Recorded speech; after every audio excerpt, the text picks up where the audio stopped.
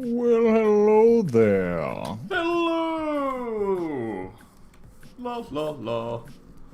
La la la la. Hello. Hello. How's it going? Hi. Oh, it's going. How about you? How are you Oh, going? I'm going. I'm going That's the fast and loose. fast and loose, baby. That's the classic Australian greeting, by the way, is how you going? How you going? Um, Alright. Everyone knows that one. How you going, mate? How you going? That's what they Okay. say, for sure. Any Australians in the chat, feel free to sound off. Let us know that that is incorrect. If you don't, let us know that it's incorrect. We'll just assume it's correct. There you go. That seems like a tried and true method for testing such things. That is correct. Leviathan Den is here. Welcome, Leviathan Den. Good to see you. Leviathan Den says, thought y'all were bae. Turns out you're just fam. I think that means we've been downgraded. You're actually Yeah, I fam. guess so. I am actually fam. That is correct. Which, to be fair, I'm glad I'm fam instead of bae, because then if I was bae, I would be expected to do like kissies and things like that. I'm not a big fan of kissing fam. We don't kiss fam, except on the cheeks. What about, have you heard the term kissing cousins? Oh yeah, we're not that. We ain't that, son. Alright. Fine then, I guess. Thank you for being here, Leviathan Den. Goodness gracious. Leviathan says, did I miss the stream last week? I thought you were here. I'm pretty sure you were here, yeah. Yeah. In fact, I would go as far as to say I'm positive you were here. Yeah, I'm pretty certain you were here as well. From what I recall. Yeah. I know Well, I we was could be here. wrong. That's Yeah, I was that's here. the truth. And you were here. And you I were here. was- And you were there. You were all there in my dream, and it And it was in color. Yeah, and oh shit, that lady still wants to kill my dog, doesn't she? Oh no, she got crushed by a house for real? Oh wow, what a happy ending. Did they ever say what happened to her? Or is she just not brought up again? Yeah, She actually I'm gets pretty crushed? sure. Yeah, I'm pretty sure she get like that since she's the Wicked Witch, and the Wicked Witch got crushed by the house. I'm pretty sure she. Yeah, but It's that was, either. that was a dream world. I know, but I think it's either implicitly like stated, or it's either explicitly stated or it's implied that she got crushed by the. She was the Wicked Witch and got crushed by the building. Could be wrong on this. Someone feel free to let us know. She was. That woman was the Wicked Witch in that world. Yes. But you know, her uncles were also like a furry, a robot, and a man made of straw. Oh, were her uncles playing the people? That's the Oh, whole man, you were there and you were there and you were there thing. Yeah. Okay. It's been a while since I've watched that movie. I watch it every morning as a way to start my day, so that's why So- it's so familiar. That makes sense. That makes perfect sense. But if anyone wants to clue us in as to whether or not she was murdered by a house, I don't know if death they by house. talk about it. I mean, I think at the end of the movie, if I remember correctly, she still has like her shoes, so it's like the whole like, oh, was it a dream or wasn't it a dream? But Right. also like I don't think the people in it, I don't know, some trippy shit. Pretty trippy. I'm not totally sure myself. I could swear that I, at least, was aware that the witch, the lady who, wanted to get Toto put down, did get crushed by a house. I'm not sure if that was stated or otherwise. Someone's gonna have to let us know. That's not some shit I'm gonna Google, okay? If I'm gonna Google something, it's gonna be dumb, useless information. What actually happened is Dorothy took a piece of debris to the head from the tornado, was put asleep, and then woke up, and it was all fake. Funny story, I actually drove through a tornado on Thursday. Really? Like the center of it? Not through the center, but like in I've dangerous. seen Twister, and I know how that is. You get hit by a cow. We got cows. We got cows. But it wasn't like we were driving. Like we were driving through conditions that were made much more dangerous because of tornado presence. So, as you are aware, me and my brother were heading to Philly this weekend because a friend of Zach went ours. with you? That's cool. Yeah. Zach went with, because we have a friend who has now been divorced for their second time, and they have not been around for like 4 years because of life and like the divorce and et cetera, et cetera, et cetera. Okay. So they wanted to visit their good old friends from the college years in Philly. So they got us like a hotel room, they got us like a parking nice. spot.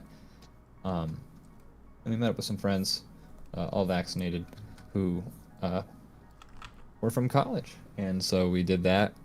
But on the way there, we decided to drive when it was particularly rainy. And then as we were driving, we got a notification saying that there is a tornado warning. And, you know, the difference between a tornado watch and a tornado warning is that tornado watch is there's all the ingredients there for a tornado. A tornado warning is there is a tornado. We saw that tornado, and you should be warned. Yes, the tornado has been found. We are alerting its parents. We're telling it to come to the front desk. Have you seen the tornado? We're looking for it. It's tall, swirly. Yay, It's yay got high. pieces of roof in it. Yeah, there's a cow. Pressing the wrong dang button. Leviathan Den says, no, sorry, you did. I meant Top Guy Yo didn't stream it all last week.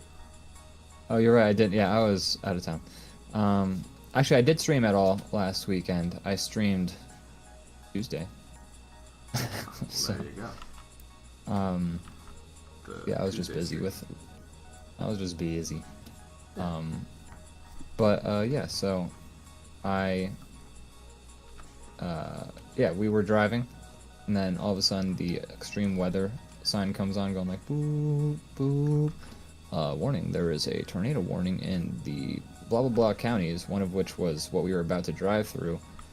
And then the radio immediately switched to playing Danger Zone by Kenny Loggins, and I wish that were a joke. Yeah, I know, I was like, this isn't the fucking time right now, radio. They need ratings where they can get them. Yeah, exactly. Kenny Loggins, if I died to Kenny Loggins, I would have been pretty pissed. What music do you hope to die to? Probably some Enya. Something peaceful. Something calming, something telling me that always they want to be with me. And make believe in me. So I can live on in their imaginations. But yeah, so we were driving. The wind was swirling. We saw debris get flown around. We saw a branch hit the highway. Did you have to drive through a lot of broccolis afterwards? We didn't have to drive through much broccolis, thankfully, but we did eventually pull over and take cover behind a hill because of the tree debris that we were seeing get swept around. And it was pretty scary, but it was all right, clearly, because we're here. Made it. I made it. And then we hung out with those friendos, and we hung out with some other friendos. I'm happy you didn't get sucked by a tornado. I wish I had been sucked by a tornado. I'm happy I didn't get sucked by a tornado either. I wonder what that would be like. I have to imagine you collide with tornado blowjob. No, getting fucked up by a tornado. Tornado lands on you, or you walk in line of it. God, it probably would be over fairly quickly because of all that debris that's just swirling around. I imagine, that's what does you in, is you probably collide with something. Yeah, it's never like it's not the tornado. Yeah, it's not the tornado like picking you up and you go like whoa that you get killed by. It's the fact that the tornado is also carrying a bunch of cars or logs or tree bits. That's what really does you in. I do think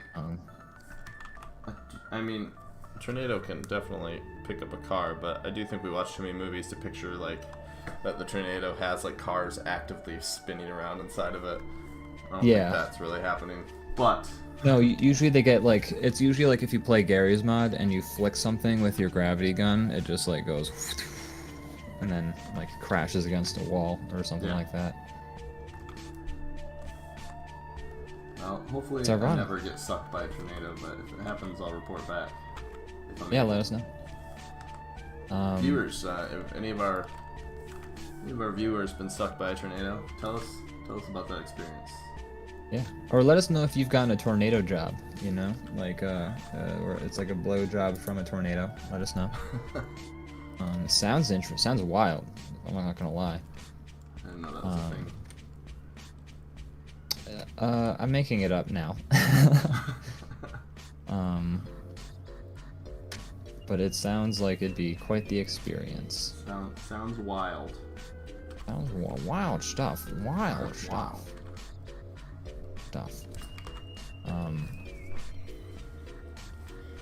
But yeah. Captain Sheepy says movie tornadoes are super tornadoes. Yeah. Yes, that is true.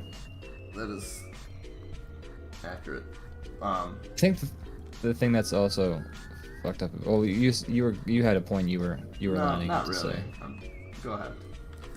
Well, I was just gonna say that usually the other big thing about movie tornadoes is that they make it seem like as long as you're not in the center of the tornado, like you're fine, dog.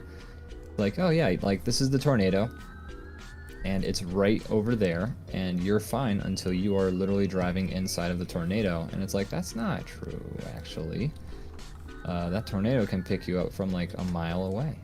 I referred to Twister once, and I will again, but Bill Paxton and Helen Hunt tied themselves to a pipe with a belt, and they were in the center of the tornado, and it was fine. In fact, it was beautiful.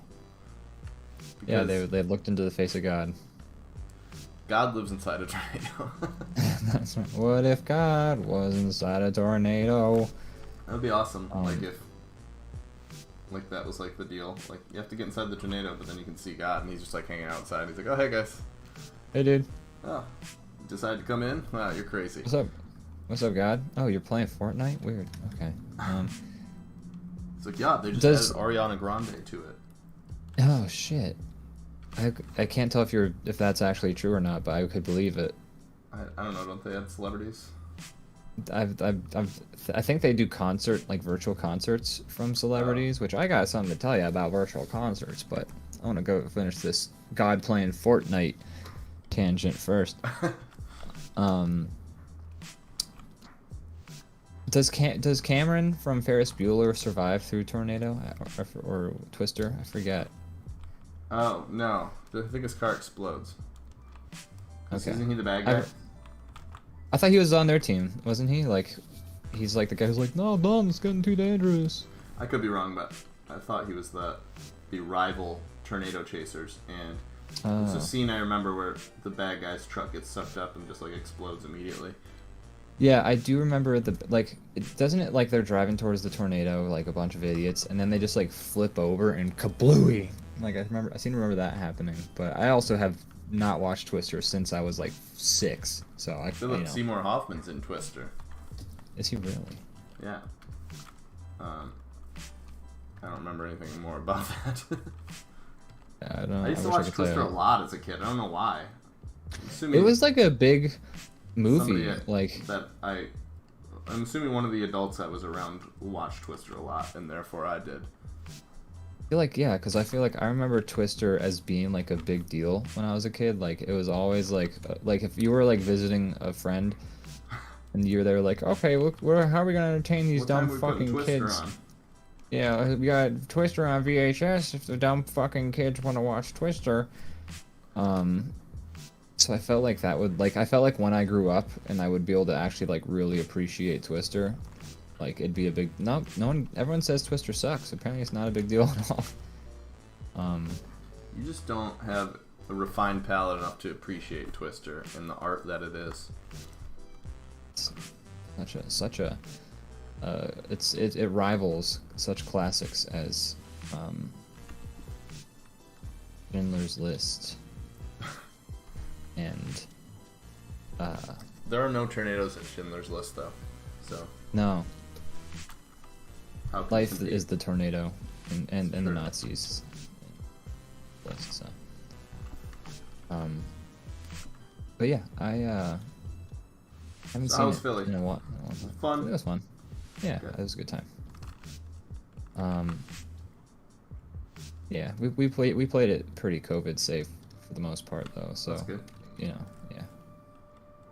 At one point we did go to an outdoor bar, and then the bar moved indoors, and I was like, hey, we should not be indoor at this bar, and so we left.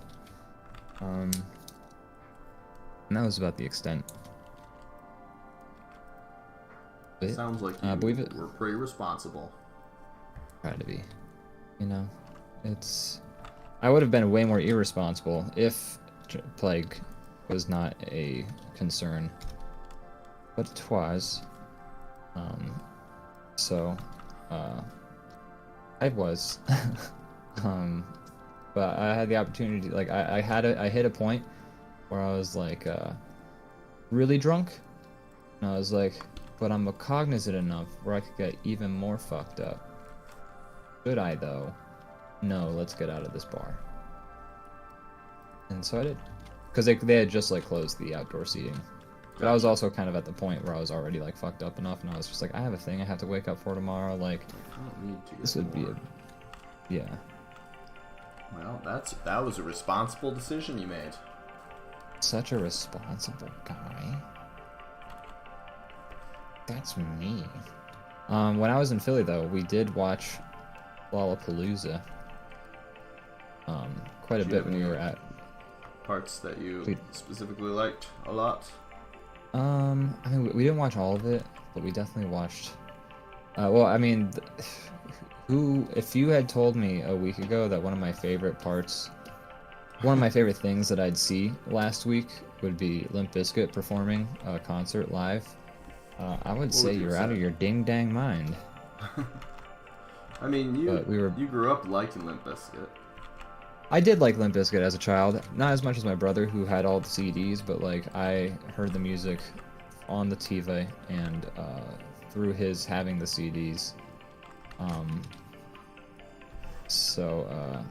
Makes sense. Honestly, that was kind of my relationship with Limp Bizkit as well. I think my cousin listened to it a lot, and therefore the other kids older kids that I wanted to like respect me, I Yeah. would absorb all the things they liked. Leviathan Den says, my friend had some weird text experience last week. What is a weird text experience? Text is weird, man. Like, you're supposed to read it and get words out of it, and like sometimes those words form sentences. Like, this shit's crazy, man. But I feel like yeah, I know what you mean. Oh, go ahead. What were you gonna say first? I was gonna say I feel like I know what Leviathan Den means, but I like just thinking about that as like a very vague like, yeah, you read a weird book. It's a weird Yeah, text. saw some experience. words beat them up. Leviathan Den this says is it's weird. not stream appropriate. All right, well that's fair. Okay, well, yeah. Then we won't talk about it. We watched Limp Bizkit, and like everyone in the room had like like for us, Limp Bizkit is a meme, especially for Yeah. me. Yeah. Like when I was living at this one house in South Philly, our one buddy our one roommate was from Jacksonville, Florida, the birthplace of the Limping Biscuit. So like we would. Of course he is. I would go, yeah, or take it to the Matthews Bridge, and he'd be like, oh, dude, I used to live right across the street from the Matthews Bridge, or some shit like that. So it was all a big joke to us. Yeah, so like we were about to leave for the bar, and then they happened to be watching Lollapalooza the whole day because it was Plead the Filth and his roommate, who comes onto the chat as, I'm pretty sure it's Black Cross Music. So they were musicians, so of course they had an interest in Lollapalooza. And I do too, because I like music, and I consider myself a shitty musician. But So anyways, they're like, dude, Limp Bizkit just got added to the Hulu lineup because Lollapalooza is like 3 stages, Yeah. like playing at once, and you go to like whichever show you're more interested in. And Hulu was gonna do some other band originally, and I guess they decided, like, they kept apparently changing who they were gonna stream over the course of Lollapalooza. So like every day you'd wake up and it'd be like, oh, Hulu's gonna stream fucking blurb blurb blurb instead. Okay. So they were gonna stream Limp Bizkit, they had decided. And so, yeah, they were like, dude, we gotta watch Limp Bizkit perform. And I was like, well, yeah, obviously we have to watch it. Like, fuck is Limp Bizkit doing these days? Let's watch Limp Bizkit at Lollapalooza, because that sounds hilarious. And then, oddly enough, they did a great job. But also, like, have you seen what Fred Durst looks like I've seen Lollapalooza? photos of him. No, I didn't see Lollapalooza, but I have seen photos of him like on and off in the last number of years, and he looks like he's retired, but he's Yes. enjoying it. Yeah, so first of all, I had no idea that he had done and it's clearly like they advertised their new album at the end of the concert, so clearly Oh. it's all done for promo. But I'll they were get to that in a making- little bit. Okay. Neither did I, but like they were clearly like they were at Lollapalooza. Fred Durst was sporting a look which Plead the Filth accurately described as aging ska dad. Because he's like wearing like a badly zipped windbreaker. He's got like what looks like a wig on of just like shaggy like hair that goes at like it's something to behold. You should look it up. But like I'm going to He's- in a minute here. yeah, I'm actually like once we're done with this picture, I'll probably draw Fred Durst. I'm not gonna Okay. lie. But like basically just giving off huge dad vibes on purpose. And then like those vibes did not see like it was like the weirdest. Like if you had told me that a Limp Bizkit concert was going to be like a wholesome affair, I would have been like, come on, man. But it was weirdly wholesome. Because like, so first of all, they did a great job. They played the songs that I wanted them to play. Which I don't know all of the Limp Bizkit songs, but I do know about Taking It to the Matthews Bridge. I know about it being one of those days where you want to break shit. Stuff, I'm sorry, where you want to break stuff. And then I knew, and maybe one other song or something like that. But then they like brought back a couple songs, and I was like, oh yeah, they did do a Mission Impossible theme song for the second one. They did? Yeah, they did the Mission Impossible theme song for the John Woo Mission Impossible. Wow. Actually pretty solid, not gonna lie. I mean, the thing is, like, watching them in concert made me think, like, oh yeah, you know what? Limp Bizkit kind of slaps, though. Like, their lyrics are terrible. Like, their lyrics are not, like, anything to write home about, but, like, the fucking guitar, like, the instrumentation on their songs, though, are Yeah. actually, they do slap, you know what I mean? It's kind of it's an interesting contrast. Yeah. The music of like kind of metal, almost sounding rock, and then him just like rapping weird like bizarre lyrics over it. Yeah, and like the rapping lyrics are like not anything to write home. Like you'll be like, one song is literally him saying like fucked up this, fucked up that, fucked up dog, fucked up cat, fucked up fish, fucked up two fish, fucked up red fish, fucked up blue fish, and that's like the lyrics. But the instrumentation is pretty fucking good though. It's like because it's cool. Fred's out there having fun.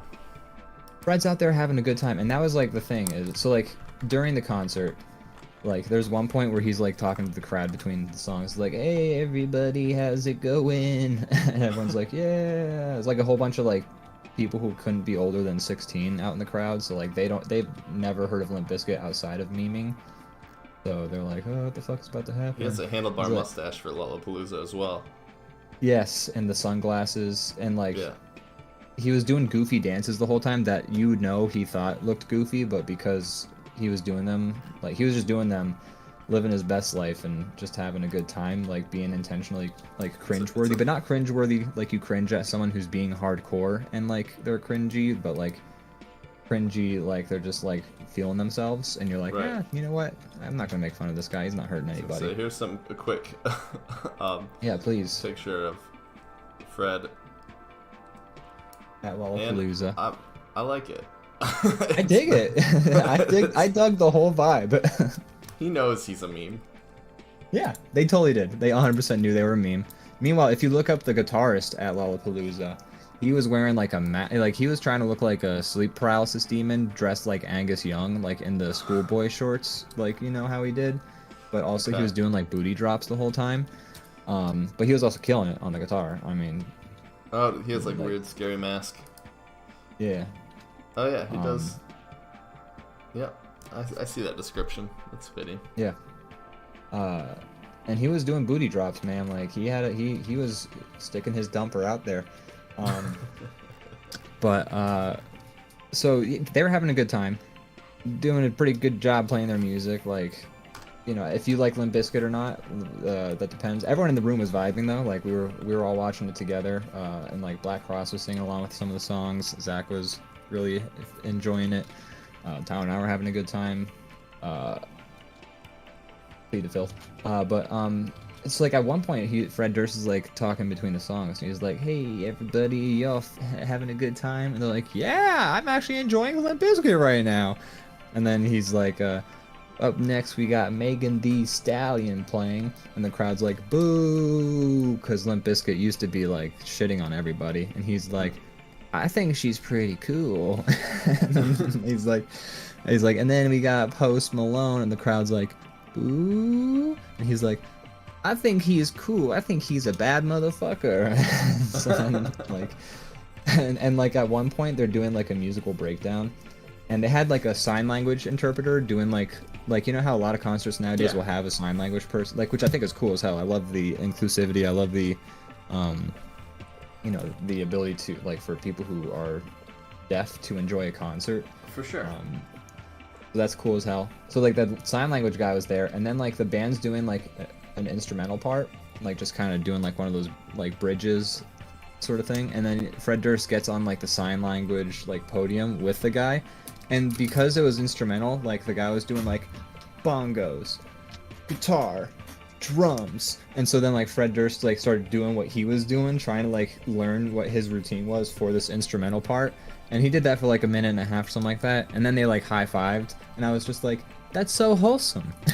That's so great. If you're Fred Durst, that is the road you have to take. You know, it's not cool when you're in your like 50 still like all the, if he were to still shit on other bands, like that wouldn't be a good look, because they're all like half his age. And he's exactly. And so like you gotta be supportive of exactly all the musicians that, you know, are the age that you were when you were successful. So that was like weirdly wholesome. Again, they did a great job playing their songs. They were like, it was good. It was a good concert. I would describe it as a enjoyable show. And then like at the end of the concert, he's like, "Okay, here we're gonna, while I hand out T-shirts to the crowd, here's a song off of our new album," which was apparently the first time anyone had heard about a new album. But like me and Plead the Filth were like, they're probably like coming out with a new album if he's reinventing his look, and like they're doing Lollapalooza.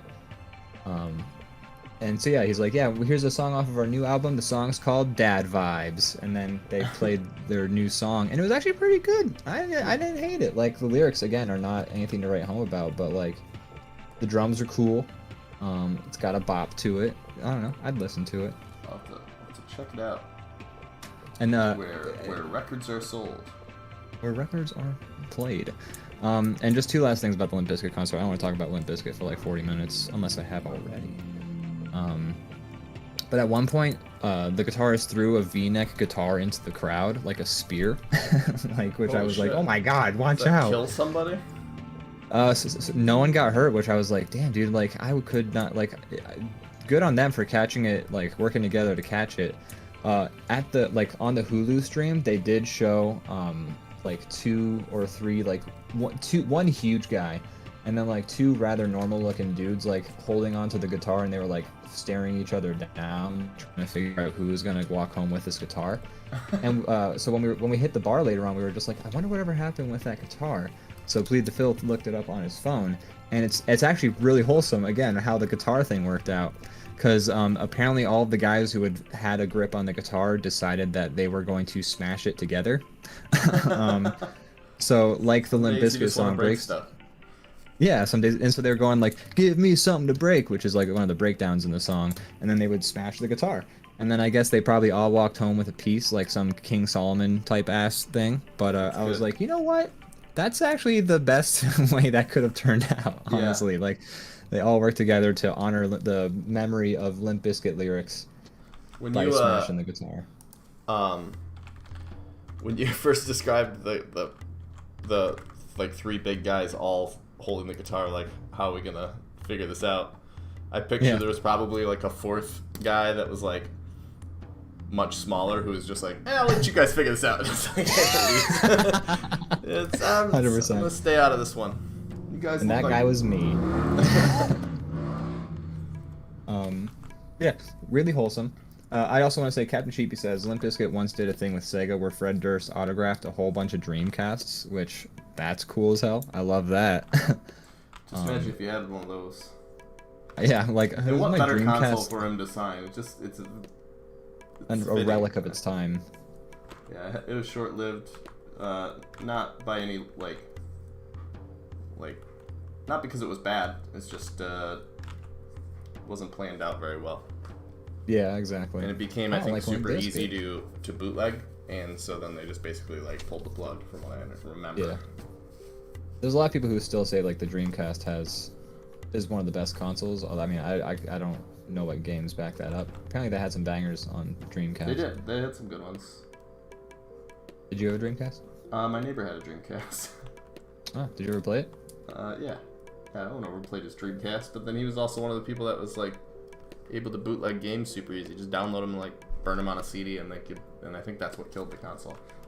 Ah, that sucks. But Good DRM. there was there's some good ones. I mean, that was like where I think like I could be wrong, but I think like Crazy Taxi was there first. I think Space Channel maybe not 5. First. It might have been on like N64 or something. But I mean, Dreamcast was definitely like stronger than Nintendo 64. Yeah, well, yeah. I think Crazy Taxi was Dreamcast first. I think Crazy Taxi is a Sega property. Right. So it had, and I know Space Channel 5 was on Dreamcast. Jet Set Radio was on Dreamcast, which I know people are huge fans of. I don't know. I don't really vividly remember a lot, but I feel like there were good games on it. Dragon, there's like one where it's like Legend of Dragoon or something like that. That's like a big one. That's like, it's like $600 to find like a legit copy of it nowadays or something like that, because it was like apparently a fun game, but you know, short-lived on the Sega. Sega. And then just one last thing about the Limp Bizkit concert. I'm done forever, I swear. Mark Rebillett, do you know him? He's like that musician who's like been popping pretty lately. I probably would know his music. Anyways, I don't want to. You would recognize his face. I don't want to be me being a grandpa to hold up the show. So. Oh. Anyways, when Fred Durst was out in the crowd, like handing out T-shirts and like swag and things like that, like he was walking down like the place, like the center of the two crowds, and there's a dude in the crowd, and he's kind of got my hair and my facial hair, wearing his big signature sunglasses. He's the guy who like he did a lot. He got like, I'm pretty sure he got popular because he did a bunch of live streams like in his underwear playing funky ass music. I know exactly what you're talking about now. Yeah. Yeah. Okay, cool. So yeah, Mark Rebillett is in the crowd, and I like see him, and I'm like, wait, is that fucking Mark Rebillett? And then Fred Durst just goes, Mark, what the fuck are you doing here? And he's like, I'm having a good time. How you doing? And then Fred Durst is like, I'm having a great time. And I was like, oh, cool. And then they hugged, and I was like, oh, I'm pretty sure they hugged. I don't know, but I'm pretty sure they hugged. But then I'm like, oh, this is fun. Like, the thing about that concert does sound super wholesome, which is not the normal vibe. I feel like, yeah, at least back in the 90s or whatever. Well, like Fred Durst was always getting in fucking beefs and like being like, how can I be a shitty person? And like he would go out and be a shitty person, and like even like when he had the chance to shit on other bands, he was just like, I think they're cool. I think he's cool as hell. Like it was great. So yeah, a very wholesome Limp Bizkit concert. Which is really the only way that Limp Bizkit could move forward, is by being wholesome and embracing the cringe, which they did. So fucking A, 10 out of 10. I don't know. Nice. I saw Modest Mouse and Journey, and Journey did not do nearly as good, and I didn't give a shit because I'm not a fan of Journey, anyways. Wow, And they're then, yeah, and then Modest well, Mouse. you know, not that that's like a. I'm not trying to be ageist here, but like you Those know, old fucks. No, yeah, I feel. I you. just there's the thing about like seeing a band that you really love now that's like you know from like the 70s, 80s. Yeah. That you're like, okay, like yeah, it would be cool to see these people that are like mean a lot to me and all that, and see them play. But at the same time, it's like, you know, I'm not gonna perform at peak. Exactly, exactly, yeah. So. Well, I mean, the singer was a different guy. Like, yeah, Steve Perry has died, I believe. I'm pretty sure, yeah. So they found a guy that not only sounds like him but looks like him too. Oh, he looks. If Steve Perry was 26. I feel like I'd be offended as a ghost, or if they like got a guy that looks like me too. I'd be like, what the fuck, guys? Like, Oh, I don't think this you. guy looks. I don't think the guy looks like Steve Perry. Actually, I guess I don't know what. Yeah, you know what? I'm having my brain is inventing memories. You could be thinking of Queen. No, there's a Steve Perry. There's a Journey cover band that used to play around like beer tents and stuff when I was a kid, and the singer of that looked like Steve Perry, and it was like this guy's whole existence is looking like being Steve Perry. I think that's what I was thinking. No, I don't know what the guy who replaced him in Journey looks like. He didn't look like Steve Perry, which is fine. He sang like he hit his notes. I just didn't give a shit. Right. We were watching them do like the na na na na na na song, Yeah. and they were like jamming out, like the lights are going crazy, and we're all just like, okay. You didn't feel Let's like you watch- were going on a journey? No, I was like, let's watch some YouTube videos. We also watched Modest Mouse play. After, like they went from JPEG Mafia to Modest Mouse, and JPEG Mafia was kind of hilarious because JPEG Mafia is an interesting musician in the first place, just like his musical style. It's very like peaking drum, like peaking audio, like clipping, like just like a lot of like bit like reduction and things like that. And like yelling, like very loud, aggressive, screaming vocals, and like all of his backing music was definitely played off of like an iPhone, and you could hear like the 1/4-inch cable come out sometimes, and like as he was like switching tracks up and things like that. Seems like a weird move for a big show. I mean, but it's totally JPEG Mafia's vibe though, like to do that. Like it may if JPEG Mafia had. Yeah, exactly, and it's very fitting name for his music. It's very fitting. Like you should listen to JPEG Mafia sometime. It's interesting shit. And he's got some bangers. But they went from they like ended streaming his concert early to play Modest Mouse, and I like Modest Mouse. But I didn't like this Modest Mouse. Like it got better as it went along because like I think the audio was fucked up in the beginning, and that was a big reason why it wasn't so hot.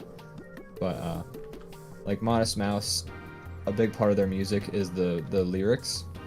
They're very much a band where like you get a lot of the like what the band's about through like what the lyrics are saying. Right. And you couldn't really hear the lead singer during the first half of the concert, I would say. So that kind of undoes all that. It's pretty modest of them. I know, right? You see what I did?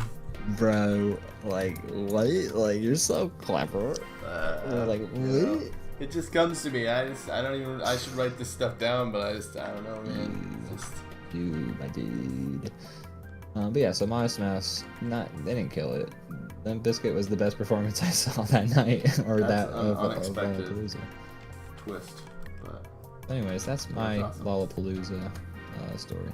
Nice. I didn't even think to watch it. I didn't either, man. I didn't know it was happening. I've never really watched many concerts like,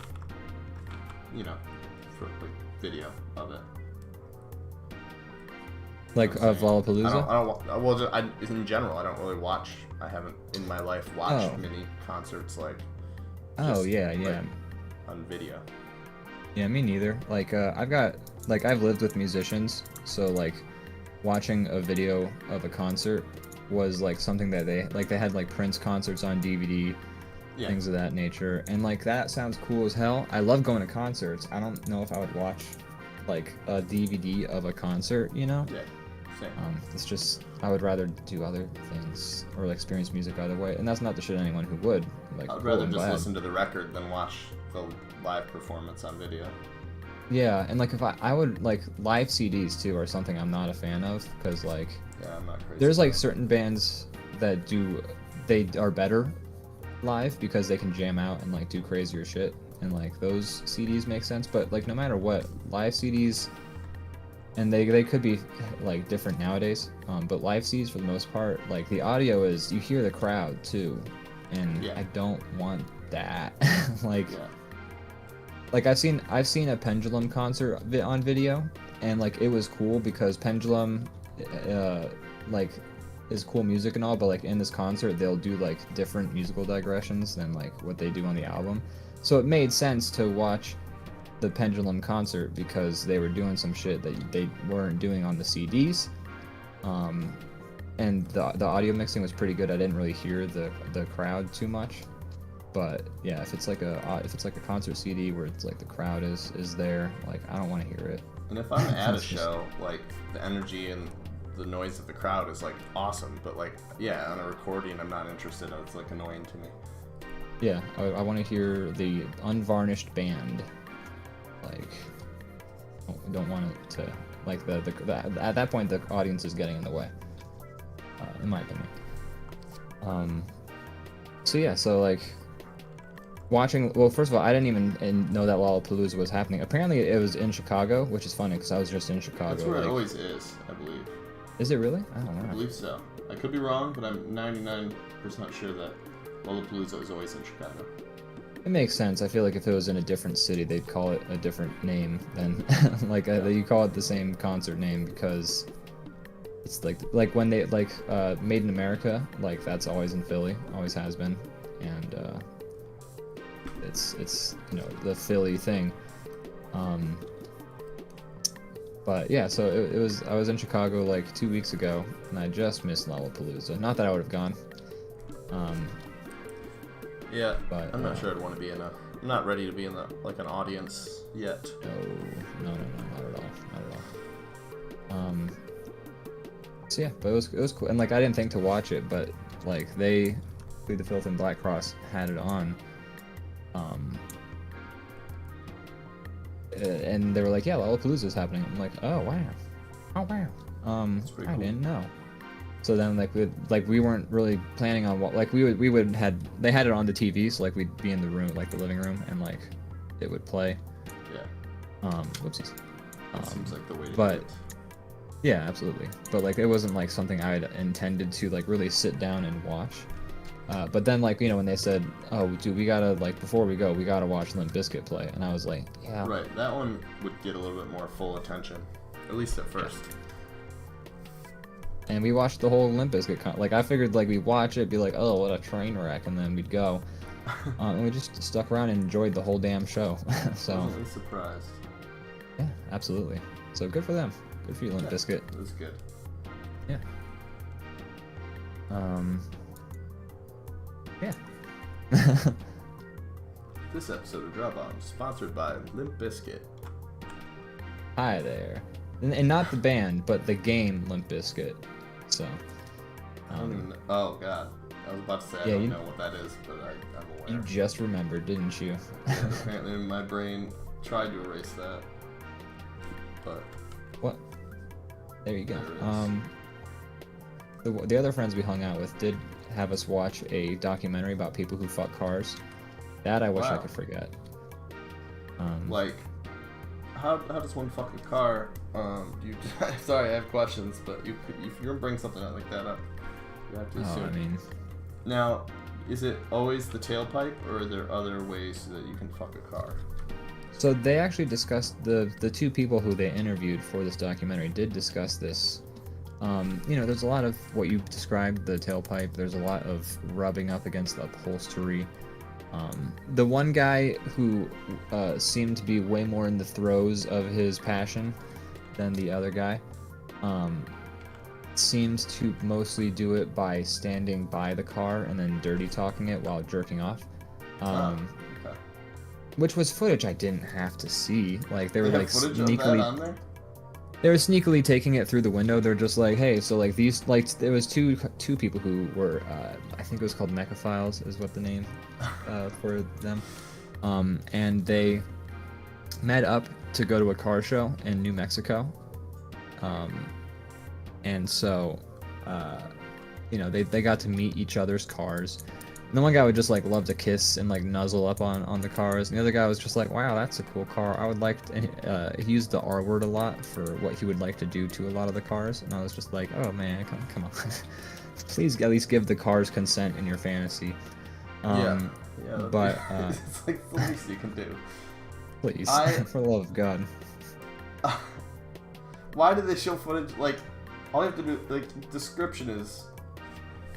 Well, it's not like it was footage they expected to get. Like they didn't say like, "Hey, can you fuck this car for the camera?"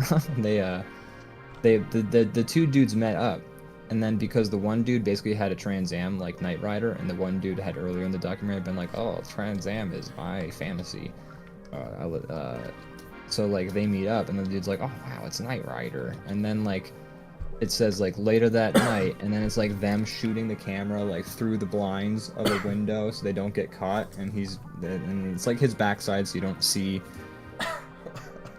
things. I think he actually did probably fuck the car on camera for them though. I don't remember. There was a lot of it I tried to blot out with my hands, my mind. But yeah, he was like, it was weird. Who put this on for you? These friends. It's very typical of this group of friends to put on.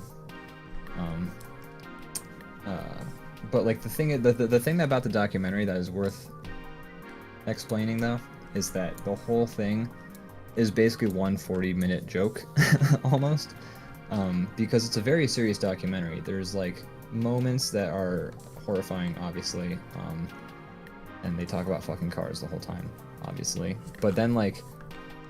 So like that was the other dudes. Like there's two guys, like older guy and younger guy, and older guy like jerked off on younger guy's car in the middle of the night. It's a rude thing to do. It did seem rude. We were just like, damn dude, like you didn't even ask if you could fuck his car. You just fucked his car.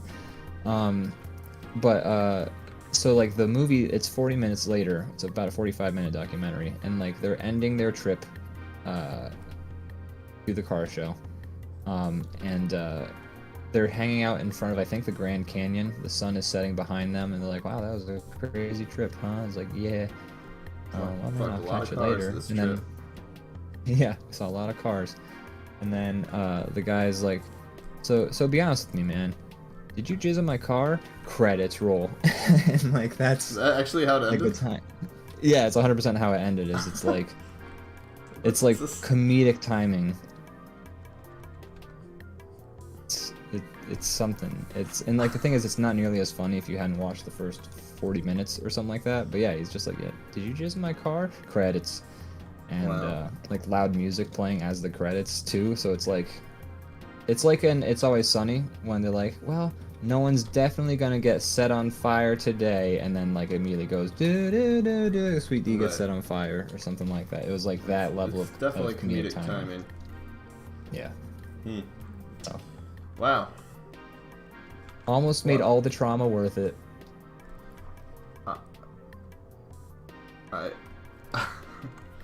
You put a lot on my plate here this episode. I'm sorry. Been a busy Fred weekend. Durst is cool now, and here's the thing about people fucking cars. What am I supposed to? How am I supposed to respond to these things? It's the brilliance of Fred Durst's move, though, is that he is so uncool. He's gone around to being cool again. Like he's rolled over. Yeah, he's found the perfect formula. Well, I'm happy to hear it. I guess. You know, at least he's not out there fucking cars. Well, maybe he is. He might be. We don't know. Do we If he yuck is, that like, yum on this show? Because we usually don't yuck. I'm not yums. trying to yuck any yums. I'm just saying, at least like if you, like the car can't give consent, obviously, and the car doesn't need because it's not a living thing. But if you're gonna talk about what you want to do to the car, please, at least in your fantasy scenario, give the car consent. Don't use the R word. That seems like the bare minimum. Yeah. And ask before you have sex with your friend's car. Yeah, and ask before you fuck your friend's car. Please, everybody. If you're gonna fuck your friend's car, make sure they're cool with it. It brings down the blue book value if someone it has does. sex with your car. Kelly Blue Book decreases by like 20,000 every time you jizz on a car. Yeah, that was something to behold. We watched quite a few things this weekend. We watched some good movies too. And then we watched those things. I mean, they're nothing new. I mean, I guess one is kind of new. One was called, I want to say, like the friends we watched the Car Fucker documentary with. They're big fans of anime, so we watched a lot of anime. One was called, I think it's Ongaku. Yeah, I'm not sure if I'm saying that right. It's Ongaku, which translated into English. Save this drawing if you're okay with that. Oh, I am ready to go. Okay. It's called Ongaku, which I think it's in English it's Our Sound, and it's about like three delinquents. One's like a very One Punch Man looking guy, and they just like it's like a very subdued film. Like there's like long moments of silence of like or just like staring at something that's happening off screen. But they decide to join a band even though they don't know how to play any instruments. And it just gets weird, but like in a cool way, or like a heartwarming way. Okay. Yeah, I actually it was like I didn't know what the fuck I was watching or what was actually really happening. Like there was like a vague semblance of a plot, but like none of it super made a whole lot of sense. But it was cool though. I dig it, so I recommend that movie. Ongaku. Ongaku, Our Sound. It's a cat. And then we watched. What was that? Sorry, the cat just decided to come into my lap. What's up, Thana? How you doing, Thana? What else did you watch? We watched Tokyo Godfathers by Satoshi Kon. What's that one? So Satoshi Kon, first of all, is like one of the best anime directors of all time, in my opinion. He made Paprika, he made Perfect Blue, he made Paranoia Agent, and he made Tokyo Godfathers. I'm sure there's plenty others I could list, but those are the ones that stand out in my head right off the bat, because I am casual. I'm more casual than you, so I have to like ask for suggestions and things. Oh, that's okay. I'm happy to provide what I know. Paranoia Agent's one of my favorite animes of all time. Like that shit's just great. So this is Tokyo Godfathers that we watched, which is there's like not a whole lot you can like say about the plot without like just starting to say what happens, and I feel like that is a movie that's best just experienced without knowing anything that's going to happen, because it's a great movie. First of all, I should just say that right now. Like if you have the opportunity to watch Tokyo Godfathers, absolutely check it out. It's basically like three homeless people, and they find a baby in the trash, and then they set out on a quest to find its parents. Oh. And it's super depressing a lot of the times. Yeah, it sounds like because the premise is already depressing. Yeah. It touches on a lot of topics like suicide and depression and like losing the sudden loss of like a loved one, etc., etc. I will say though, like Satoshi Kon is great at like sort of capturing just what it's like to be a person in society. And so like one of the main characters, and this is like a movie that came out in 2003, I want to say, but like one of the main characters is trans, and they're like, it's not a joke that like they're trans. Like a lot of movies will be like, oh, it's like a man who dresses as a woman, like how wacky. But there's no jokes made at the expense of this person's identity. It's just they're a very sympathetic character. They have morality and like goals, and like, you know, you learn about their past and everything like that. They're one of the main characters. Obviously, you're going to learn all that stuff. But for like a movie in 2003 where it felt like not only was that stuff not on people's radar, but like it was actively like made fun of. Yeah. This is a movie that does not do that, which I thought was really cool. That is cool. It's true. It used to be like a punchline. Very 100%. Actually, I've seen a lot of. There's like a couple movies where like another movie that was I saw when I was like in high school, and I was surprised about their trans representation. Was Stealing Woodstock, I think is what the name was, with Dimitri Martin. I think my cat's puking right now. Oh no! Sorry. You alright? Get those demons out, Theo. I don't know if you can hear those noises on the stream. I can't, thankfully. Not a fan of listening to things where people throw up. Yeah, no, I would have liked to not hear it too. He seems alright. He's leaving the room now. Good for you, Theo. Hope you're feeling better, cat.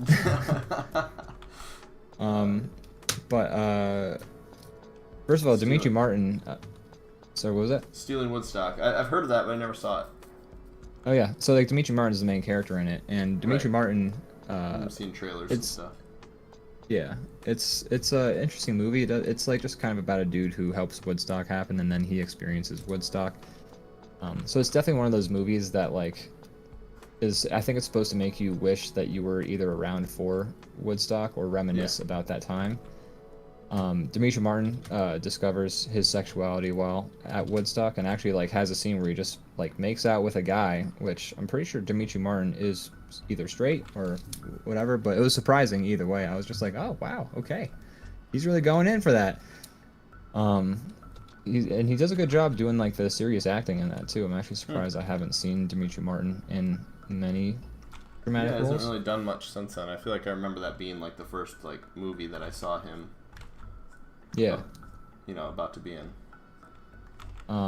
But there's a character who they are this big burly hairy guy dressed in like a dress with wig and a lipstick, and it looks like they're gonna make a joke about it because he also is just doing like his hey big gruff voice, but he's also like hey, and he like flips open his cop badge. He's like, I'm a cop. I'm here making sure everyone's safe. And then that he's just like, yeah, this is how I like to dress. This is me. And then that was it. Like I thought like they were like going for a joke because fruit. That was what was that? Yeah, low hanging fruit. For the low hanging fruit. Yeah, that was a very like we were saying earlier, it happened in movies very often. Yeah, it was like not like it was always like the punchline, but like I was happy to see in that movie. I was like, oh wow, I'm impressed that like this is not a punchline and that's just who this character is. I think that was probably like one of the first movies I watched where I was just like, oh shit, like they are just people just doing their own thing. Right. Because you get exposed to it as a punchline, and for you it's a punchline because that's all you know it as. It's hard to change that in your head, yeah, when you're only seeing it as. That's why I think the way things are represented in movies and television are so important is because absolutely it totally shapes the way people think about them too. Yeah, not even people who are outside of those things, but like how people who are in those sort of like marginalized groups even think about themselves. Like if you have like a girl who's like a little black girl and she's never seen herself in a movie as like the lead or as like a character who is aspirable, or someone like who has like traits that are you aspire to have, like she's not like they're that's just like it means I think something very different if you're like a white guy and like all of like the heroes in movies are white dudes than if you're like a black girl and you see for the first time a movie where like the black girl is the hero. I think that is a huge deal. Definitely. I think for somebody. Yeah, definitely. So, anyways, Tokyo Godfathers, check it out. Great movie. Very, very, very good. It's a Christmas movie too. So it's like if you wanna depress everybody for a little bit on Christmas. The baby they found in the trash, does it end up being Jesus? No, thank God. Oh man, that would have been so lame. They are the three wise men. I would have been like so bummed out if that was the case.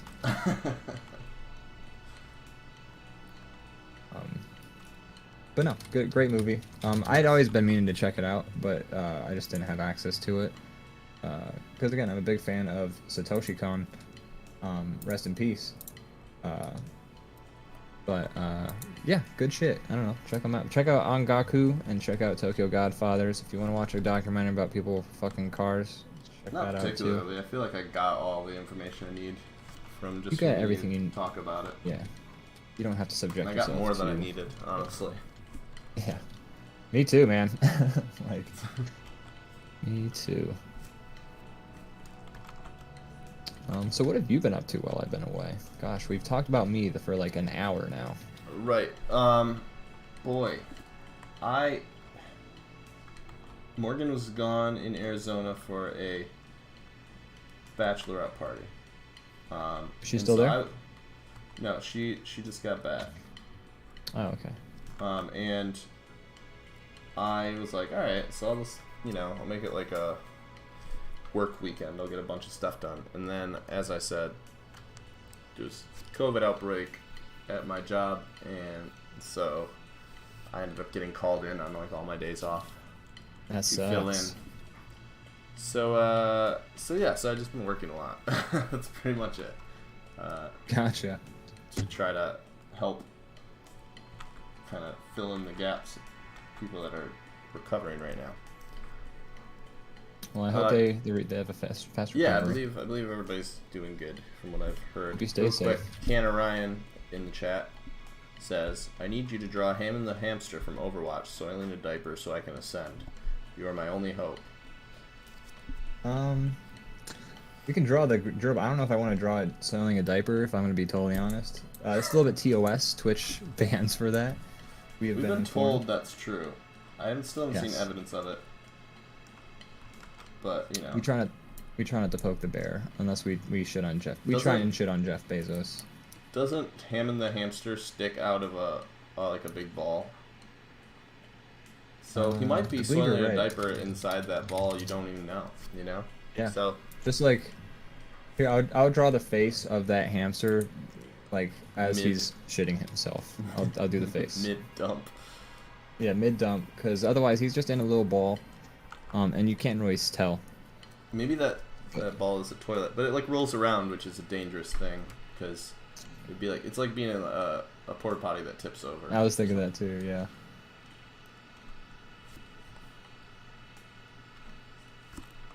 But he's a hamster, maybe he doesn't care about those things. Yeah. I don't think hamsters It's- are,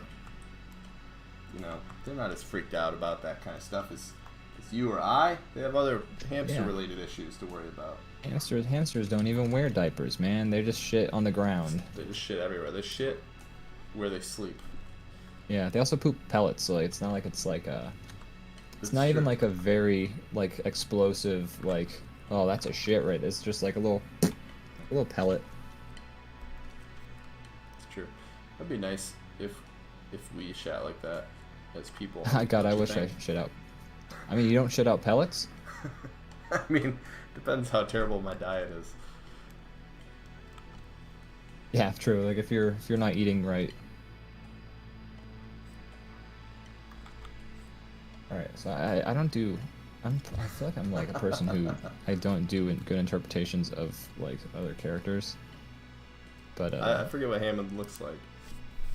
I have a picture open right now. But yeah, this is the face Hammond makes when he's just like pellet. Oh yeah, that felt good. There you go. That's the most I feel comfortable drawing. Canna Ryan says, "I love you. Thank you so much. You may not You are ascend so today, welcome. but hopefully this will help a little Yeah, bit." maybe you can. Yeah, I hope you find what you're looking for.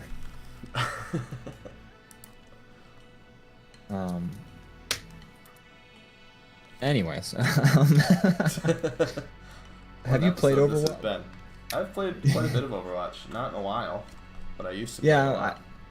I haven't played at least like when I played like Doomfist was a new character, and then that's the most recently I've played Overwatch. Okay. So like that was before Hammond was added. That was before there's like been 80 new characters they've added to Overwatch since. Yeah, then. that's kind of their thing now, where they just add new ones all the time, which is cool. They're all free. Overwatch 2 looks like it might be cool. Part of me at first was like, but what would they add? They already add new levels and characters all the time. But I think they're gonna flesh out more of the like story. team-based stuff. Like not I don't know. There's a lot of team-based stuff. I'm saying like kind of like a like a horde mode type games styles and things Oh, I see. of that Okay, so nature. less and like some- and PvP stuff. some story and things of that nature, which I think would be cool. And also, Yeah.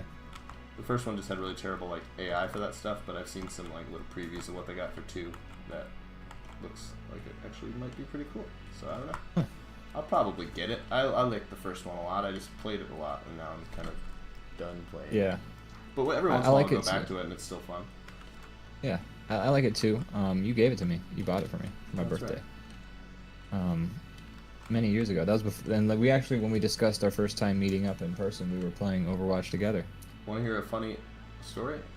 Today's the anniversary of that. No, today, like the actual day of. Yeah. That's crazy. I can't believe you know the date of that. I keep don't. track of it because it's also the date that I hit on my Yes, now Morgan. fiance for the first time. So Does that make it your and Morgan's anniversary? no, we don't. It's not the anniversary, but I just remembered it because I thought it was funny. That is. You got a lot done that night. You got drunk, I did. and then you made some life changes. One of and the look few where they've times gotten that I've made big positive life changes for myself while intoxicated. Usually goes the Good for you, opposite man. direction. Beat the odds that one time. You beat the odds, yeah. That's hilarious that today's the day. I had no idea. So what? Yeah. Today's August 2nd? Yeah. Now I know. I'm gonna forget in a little bit. And your birthday's coming up too. It is. Why don't you tell the audience when your birthday is? August 28th. Okay, hold on one So, second. I'm just send doing your- something unrelated to my phone. Send gifts my way. Oh, I already have it on my phone. Okay. I'll put We're my house address on Twitch so that everybody can send me cards, and I hopefully not, death threats. yeah, please don't. I already had it on my phone though, so that's good. I'm not as terrible friend as I'm terrible with dates, so I'm bad with birthdays. birthdays in general. Like, I mean, how are you supposed to remember the person's birthday? Come on. Like Facebook is a big deal. Yeah, well, It yeah, was but a like, big deal. short of like writing it down, like, I mean, I don't know how I can't remember anybody's birthdays except for like close family. Just like Yeah. I have to have Oh, it written dude. down. Not even, man. I have that shit on my phone. My parents' birthday, I'm terrible at that. I've tried. It just I know doesn't my stick in my head. parents, but I know like brother, parents,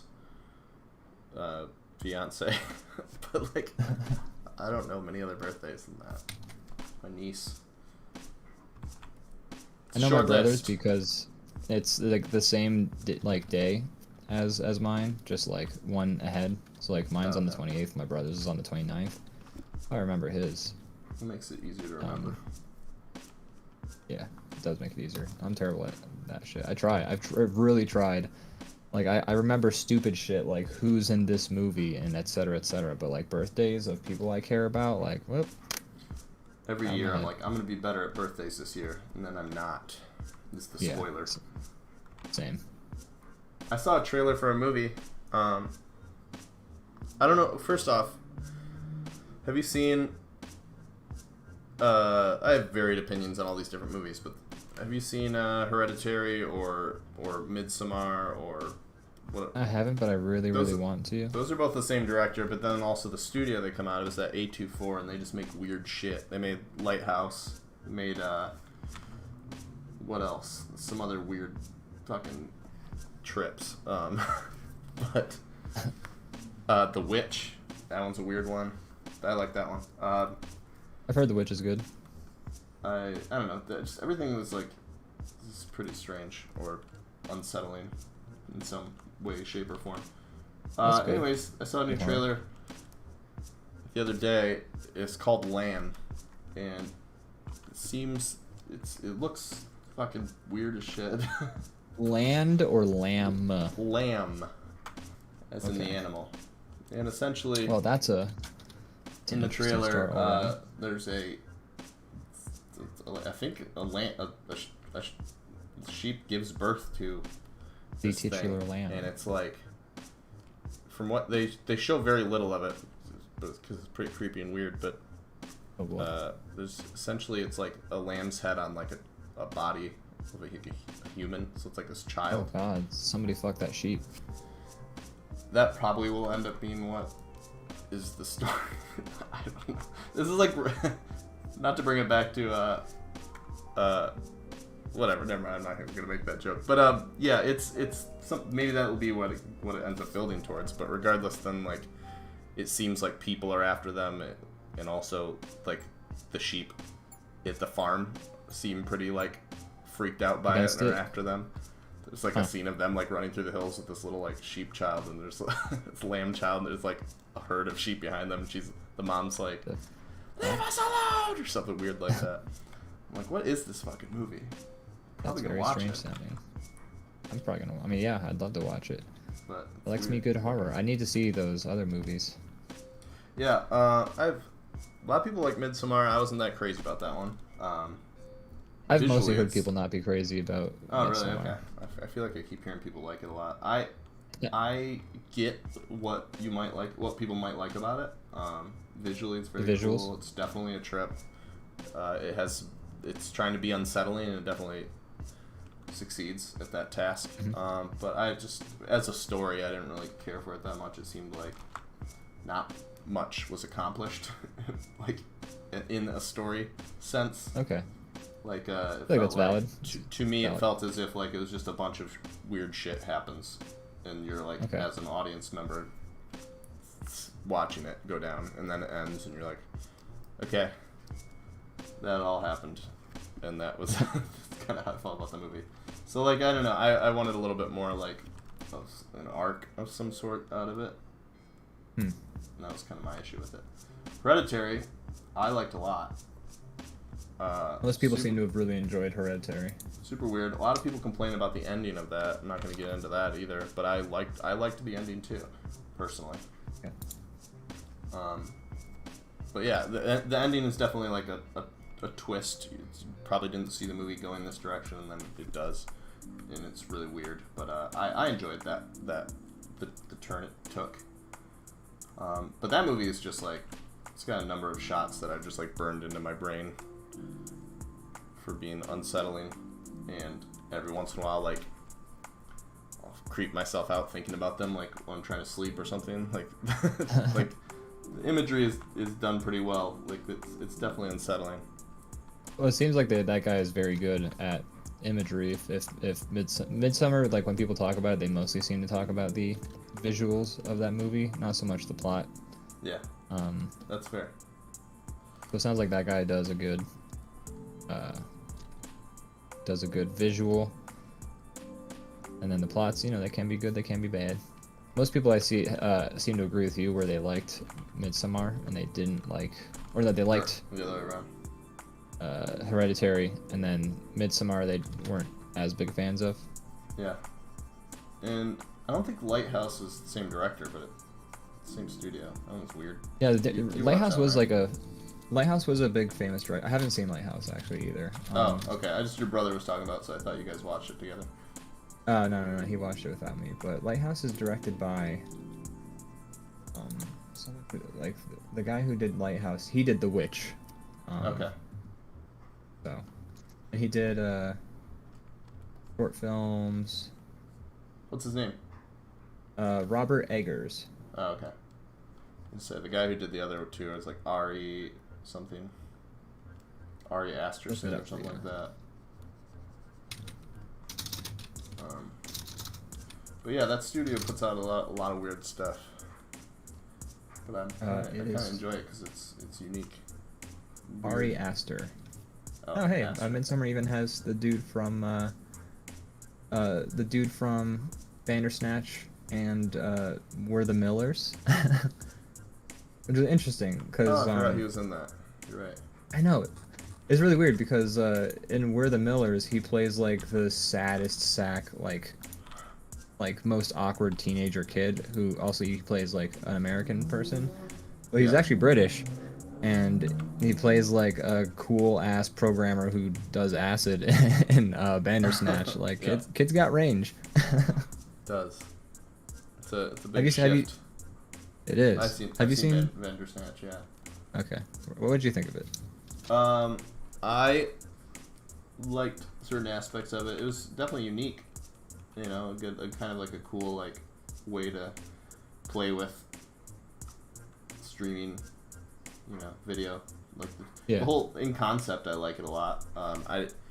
The actual thing and like how it played out, and at least the couple stories I got when I tried it, it didn't land super great for me. But I loved like the idea of a choose your own adventure that you do from home. Yeah.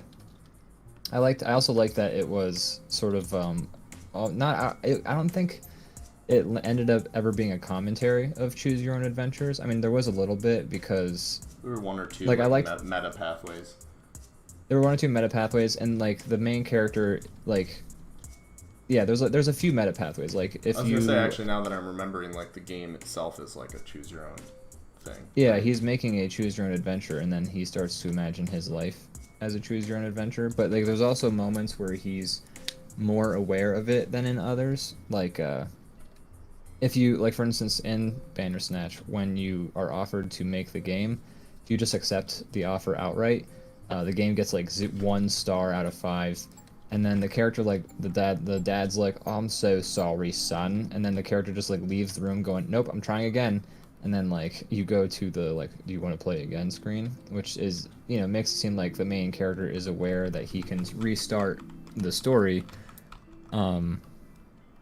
There's also like a moment where he's just like, I feel like I'm making these like I'm not making these choices, but like someone else is making these choices for me, and he says like, but they're like not important decisions, they're like, what cereal do I have for breakfast and things like that, which is like the choices you make, at least up until that moment in it.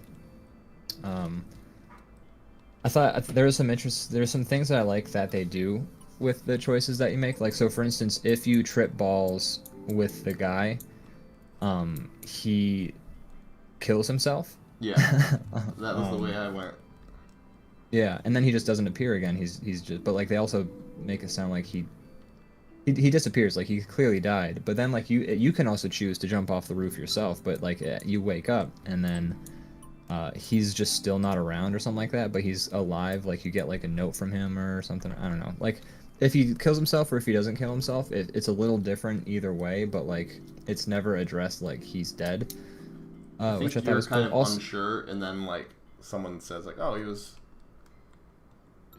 like off coding somewhere or something, like you like went off by himself or something, and you're like wondering if he was dead. But then like wasn't his like girlfriend like looking for him or something?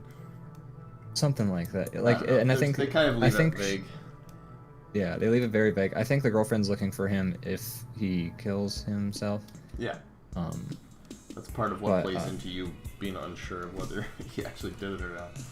Yeah, exactly. Which I also want to say real quick, Bandersnatch also the most accurate representation I've ever seen in a movie of somebody tripping on acid.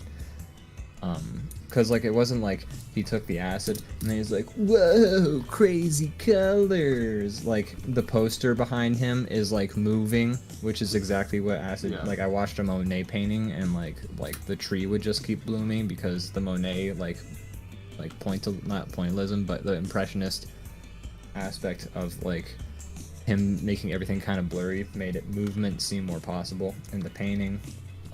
There's like that.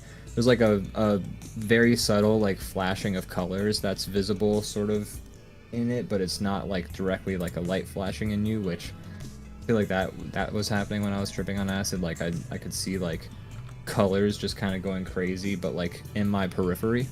Yeah. Yeah, I'll agree with that. Like it's kind of, there was a lot of like seeing things in the corner of my eyes, and then you turn to like look, and they're not actually there. Yeah, and like peripheral stuff. A lot of peripheral stuff, like just the sensation of like a strobe light hitting all the colors that like is there, but it's not like it's shining a light in your face. It's like you can just sort of detect the presence of that, I guess, if that makes sense. Otherwise, I was just mostly confused the whole time, going like, what? I don't think I don't know if it's something I'll ever do again, but the Monet paintings thing, that sounds like a great idea. Oh yeah, if you ever do trip balls again, look at a Monet painting. If you have one that you can look at like in person, like even better. Right. I don't know if I would ever trip balls again. My mind needs to be in like a good place if I'm Yeah. gonna trip, and it's been a while agree. since I've been able to be free of worry, I think. Yeah. Yeah, I've been a lot more Um, anxious this past like couple years, so probably not Yeah. the best headspace. Yeah, absolutely, same here. I've always, like, I have some friends who did this, and I've always wanted to try it, but what they did was they took acid, and then they went to an IKEA. Oh my god. Because you know how they have all those different rooms that are set up, like, with the IKEA furniture? Like, you could, Yes. like, you can, like, go and you can sit on a couch. Like, they did that, which kind of sounds like a good time.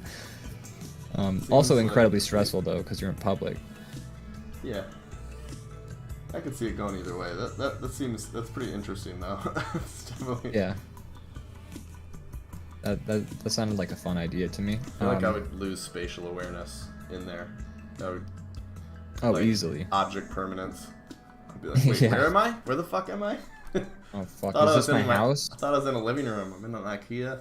Shit. Oh, I wasn't supposed to take a shit in that. Oh, fuck. It's a display toilet. Yeah. It seems like it'd be fun. It also seems like it could easily. Like, I went. When I was tripping, like, we took a break from watching the movie we were watching to go get milkshakes, because I was just like, milkshake would be great right now. So we went to the coffee shop just down the street, like, literally a 2-minute walk, and got milkshakes. But like the whole time, like, the dude at the counter, his face looked like it was made of wood, like literal wood, because I was tripping, but also he had like a very distinct face, with Yeah, some wood features face on that syndrome. thing. He had wood face syndrome, but also he kept like saying like things under his breath. Like, and like kind of like bitchy things like about what his coworkers weren't doing, but that just made me freaked out, because he would just be like, okay, and that's like, there's fucking Luis over there is fucking doing this thing. I'm just like, hey man, I'm just trying to get a blueberry milkshake right now, can you not do such freaky things? Yeah. It's funny what will set you off. Yeah.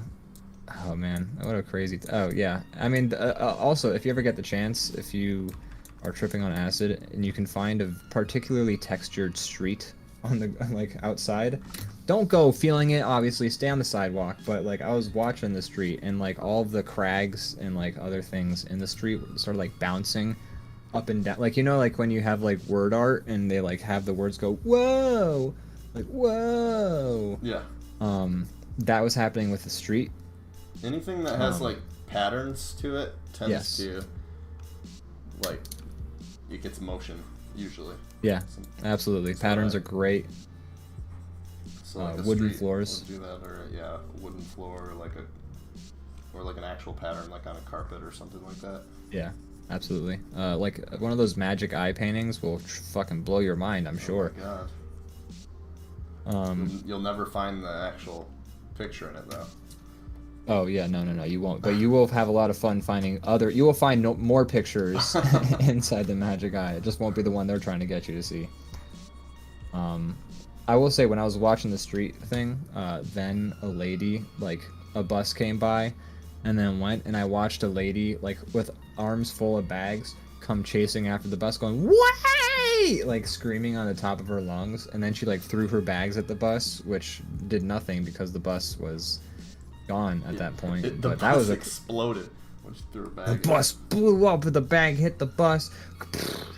That would. But that was- How'd you react to that at the time? I was just like, holy shit, that lady's having a bad day. That's about it. Jimi Hendrix music. I love Jimi Hendrix sober. His music's great. But when I was on shrooms and I was listening to Jimi Hendrix, I was just like, wow, this all makes so much more sense now. Like, it already makes sense, but if you listen to Jimi Hendrix while you're tripping, something about it just makes even more sense. Like it was designed for that kind of consumption. 100% it was, yes. Yeah, that's true. I can't even describe like why it worked better. Like, it was just like your brain is just like so much like making all these new neural pathways, like connecting these dots from completely like opposite, like unrelated things. Like you can find like the similarities between like a gopher and I don't know, your iPhone or some shit like that. Like my gopher is like this iPhone because I have a button I press to make. That's I don't something fucking that I know. did notice, that at the time you think you're like a genius. Yeah. You come up with like a lot of these like revelations, so to speak. At Yeah. least when I've done it, and it's just like in hindsight, they're like, it's like ramblings Yeah. of a crazy person, but at the time it makes a lot of sense. Everything you're coming up with. Makes so much sense. But yeah, you're right. It's a lot of ramblings of a crazy. I wish I had written some of these things I was thinking down because I want to know how gibberish they were. Which I think is also what makes the difference between a person who does psychedelics and is the fun kind of person to do psychedelics with or to talk about psychedelics with versus the obvious person who does psychedelics and you're just like, can we not talk about psychedelics, dude? Like, Some I people hate that this is shit. their personality. 100%, yes. There's also just like people who will talk about doing psychedelics and they'll be like, I opened the veil, man, and I peeked beyond and I saw what reality really was because I looked behind the blur, you know what I mean? Yeah, it's like, first of all, you didn't see shit. You were tripping your face off, and your brain made those neural pathways that don't actually exist. Like, don't get me wrong. I think when you do psychedelics, those neural pathways opening is helpful because you can sometimes like, it helps you sort of think out of the box a little more because you have a little bit of experience now, like, making these dumbass connections that don't make any sense. But you're not, like... You're not seeing God, dude. You're fucking tripping balls. Like, it's not. Yeah. There are people who definitely try to make it out to be a little more than it is. Yeah, absolutely. Like, it's fun. Don't get me wrong. It's a good time. Yeah. You're just being a buzzkill, man. I'm such a buzzkill, dude. Alright, well, here's my Fred Durst. I love it. You did such a good job. I stopped drawing mine because yours was just gonna blow it out of the water. So I drew Wes Borland, the guitarist. I like that you got the hamster on drums. Yeah. Good. Is he taking a shit back there? Yeah, he is. He's just shitting and drumming. He's insane. So, all right, I'm gonna use the bathroom real quick, and I'll be right back. All right, cool. So yeah, here we are again. It's warm. I'm warm in this hoodie. I shouldn't have worn a hoodie in the first place. Like, this room gets cold very easily, and so I was wearing a hoodie, and now I'm just hot. Okay, so yeah, Fred Durst. This is what folks. If you need a representation of what Fred Durst looked like at Lollapalooza, this is it right here. This is pretty much it. This is what he looked like. It doesn't capture everything because he was also wearing checkered Vans, like ska. So that I feel like is worth mentioning as well. Otherwise, we got everything else going on here. There was a hamster from Overwatch playing drums. This is me drawing me tripping on acid. Just being confused about everything.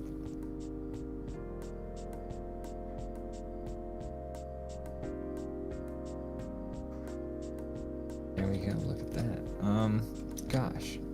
What a fun day it's been. Nothing happened to me today, so that's what makes it so fun. I'm a no news is good news type of guy. If nothing goes on, it's a good day, because I got to do my own thing, and it wasn't a big deal. So as far as the checkered Vans goes, I did not see those, but that explains the ska dad thing, because I heard you described it that way, and then when I looked it up, I was like, okay. Yeah. I guess I wouldn't have put that together from the top half of his body, but the shoes. Yeah, no. That The does shoes a lot. are. Yeah, I thought the same thing when Plead the Filth described him as aging ska dad first, and then I saw him and I was just like, I mean, I definitely get the dad part, but where's the ska? And then he's like, look at the shoes, and then I saw the shoes, and I was just like, yep, there's the ska right there. Nailed it. So. Nailed it. Speaking of skateboarding shoes, you know what I found out is What'd you that find out? Tim Robinson is a skateboarder.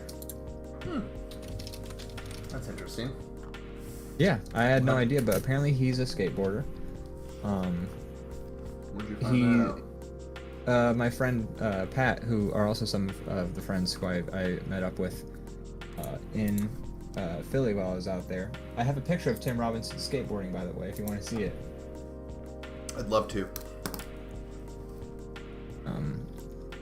There he is. There he is. Tim He's skateboarding. He's a skateboarder. Apparently he skateboards, which is cool as fuck, first of all.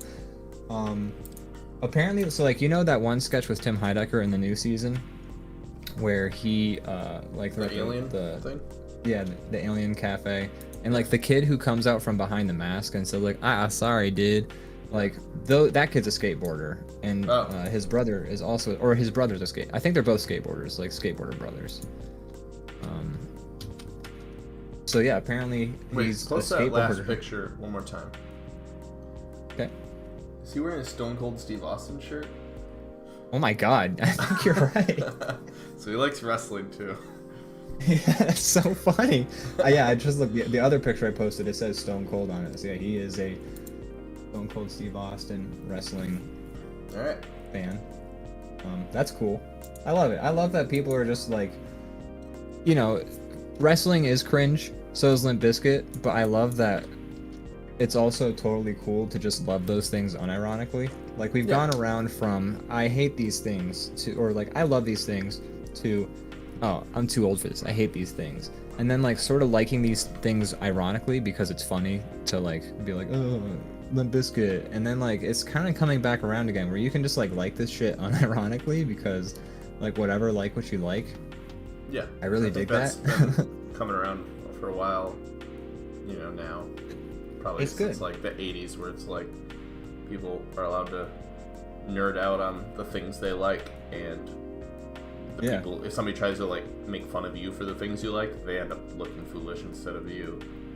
Yeah, absolutely. It's like that one TikTok that I think you sent. I had seen it, but you sent it to me, and it was like the guy was like, "Oh, dude, you ever heard about doing whatever the fuck you want? Oh, I'm sorry, man. Hope you find that." Yeah. But it's true. It's just like, I mean, So good. If you're like held back by what you're thinking other people think, then that's all like internal. Yeah, If absolutely. you just like the things you like, nobody can do anything to you. You're invincible. Like as far Yeah, as absolutely. things, you know. But It's yeah. Oh yeah, Tim Robinson's like fucking Instagram stories shows him skateboarding. Captain Chibi says, "Rad, pro skater Mike. I might say his last name wrong. Valeli. Mike Valley? Okay, yeah, probably is also a wrestling fan, and for a little while in the early 2000s did pro wrestling for fun. He did like violent death matches where he would like hit people with skateboards." That's awesome. That's cool as shit. What's they changed their name. They're under a new name now. I don't think their name. Shit. I don't want to say their dead name, but they wrestle now. They've just started wrestling under like this, like they have a big star-shaped mask. Just 1 second, let me look it up real quick what their name is. Yeah, I mean their account still says Jim Sterling, but I do know that they have a new first name. But Jim Sterling, who is a video game commentator and stuff, they also do wrestling for fun, and That's cool. yeah, they're just living their best life. Like, it looks like, first of all, actually, if someone asked me if I wanted to do like luchadora wrestling, I would do it in a heartbeat. I've always actually wanted to do like a luchadora match, because luchadoras are such a vibe. Wrestling I looks dig really that fun. aesthetic. It's just you got to kind of know what you're doing, or else you kill yourself. But if you Yeah, know what absolutely. you're doing, I mean, I think most people would have fun doing that. Yeah, I mean, what was it? Bad Baby or No, Bad Baby's the other person. Who was the one who was thought at that was- wrestling? Bad Bunny. You're right. Bad Bunny was the wrestling. And they killed it, first of all. Like, I remember watching WrestleMania with Matt, and Bad Bunny was wrestling, And we were both all going like, oh wow, he's like, for a scrawny dude, like Bad Bunny's doing good. And then he did that crazy move at the end, and we were just like, how did no one die pulling that move off? And then meanwhile, like Matt's just kind of going like, he just did the Canadian Destroyer. He just did the Canadian Destroyer. I love it. It's so fun watching it with Matt because he knows everything. Yeah, absolutely. I would not like. I love watching WrestleMania with you guys. I don't think it would be nearly as fun if Matt wasn't there, because he can clue us into all of the stuff that we're missing. Right. And I only hope that we're as fun to watch it with. I'm like sometimes worried that we're like killing the fun a little bit because we're like talking the whole time. I don't think so. Good, I'm glad. He keeps coming back to us. That's true. That's very true. He's a fun person to hang out with. Matty F. Check out his channel. Matty F. Yeah, check out his channel. He's been playing. He just finished Mass Effect 2. Actually, I'm gonna draw. So the funny thing is, you know, Matty F. Is a big Mass Effect fan. I think that's fair to say, right? It is very fair to say. Yeah. I think all his pets are named after Mass Effect characters. Oh, you are correct. That is correct. Yeah. Garrus. Not to and the dox other his pets, but. Oh yeah, how dare you? So he's a big Mass Effect fan, which I like to think that he knows a lot about Mass Effect. So like he's been playing it, giving us some insight into things, etc., etc. And so he was doing like the final aspects of. He's got like a couple missions he's gonna do as cleanup on his Mass Effect 2 save file, but he was playing Mass Effect 2, and he got to the part. Spoiler alert for anyone who hasn't played this 10-year-old game. They did just re-release it, so spoiler warning for the next 5 minutes. Turn the sound off. Yeah. When I draw a little star right here, that tells you that the spoiler is over. But there's like a moment in Mass Effect 2 where your whole spaceship crew gets abducted by the alien race that is abducting people and doing God knows what with them. Classic. And so that happens. What was that? That shit. Oh yeah, aliens are always doing that shit. What a basic thing for an alien to do. Basic alien bitches. So that happens, and then Matt's like, okay, we're gonna do our one character's loyalty mission, because you get one mission, and then if you do any more missions, like everyone dies. Or like at least most of the characters die. Like I guess there's like a certain amount of crew that gets saved regardless. Anyways, so he does that mission, goes to save his crew, and then this one character, Kelly, fucking gets disintegrated by acid. And we're like, did she just die, dude? And he's just like, did she die? And then I looked it up, because like first of all, she was like, his character was then getting yelled at for causing like the deaths of crew members for not getting there sooner. And so I looked it up, and he had picked. It wasn't that you get one more mission. It's if you pick the option like, I'm not gonna go save them right away. I got something else I gotta take care of first. That causes them to die. So Matt essentially killed this one character. And so now it's like a joke on his channel that he's like responsible for the death of Kelly in Mass Effect. So I've been haunting his chat, like I've been posting in like glitch text, like saying like, blood is on your hands. Have you killed me? So I'm gonna draw Ghost Kelly right now. Is Kelly a well-loved character? So like I don't know. First of all, I'm not in the Mass Effect community, so I don't totally know. She's like an interesting character because like she appears in Mass Effect 2, and she like your character gets emails throughout the series, space emails, and right. she Obviously. lets you know if you've gotten and she lets you know if you've gotten more space emails, and like if you ever like every time Mass Effect 2 you're like building this huge crew. So in Mass Effect 2, like every time you get a new crew member, she'll give like a little bit of like her opinion on these characters, and like she's like weirdly horny for some of them. Like Mass Effect is a horny game. I feel like that should be put out there right now. Mass Effect is a horny game. You have sex with aliens, and all the women are usually dressed pretty scantily. It's a horny game, and so like this Kelly character is there's like a dude who looks like a big praying mantis, and she's just like, yeah, like he turns me on in like a weird way, and you're like, why are you telling your commanding officer this, Kelly? Like, go read emails. Yeah, this is inappropriate workplace. She's also a romance. You have to go to Space HR now. Yeah, exactly. Space HR. She's also a romance option in Mass Effect 3, which I assume like to be bumped up from like side character to that status of like fuckable, I guess. You have to be sort of a loved character. Well, she's dead now. She's dead now. In acid.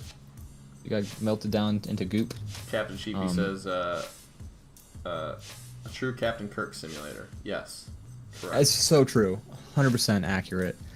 Because like when I was playing I've only played Mass Effect 1. I played like a little bit of 2, but I think my computer eventually busted down before I got a chance to finish my file. I don't remember why I didn't finish Mass Effect 2, but I did not. So I have, like, watching Matt play it was kind of like the surrogate for me. Yeah, finally get to see how it goes. Yeah, exactly. Actually having to play it. Yeah, exactly. Because they're long games. I was never able to get into them. Fun to watch, but I was never able to sit down and play them.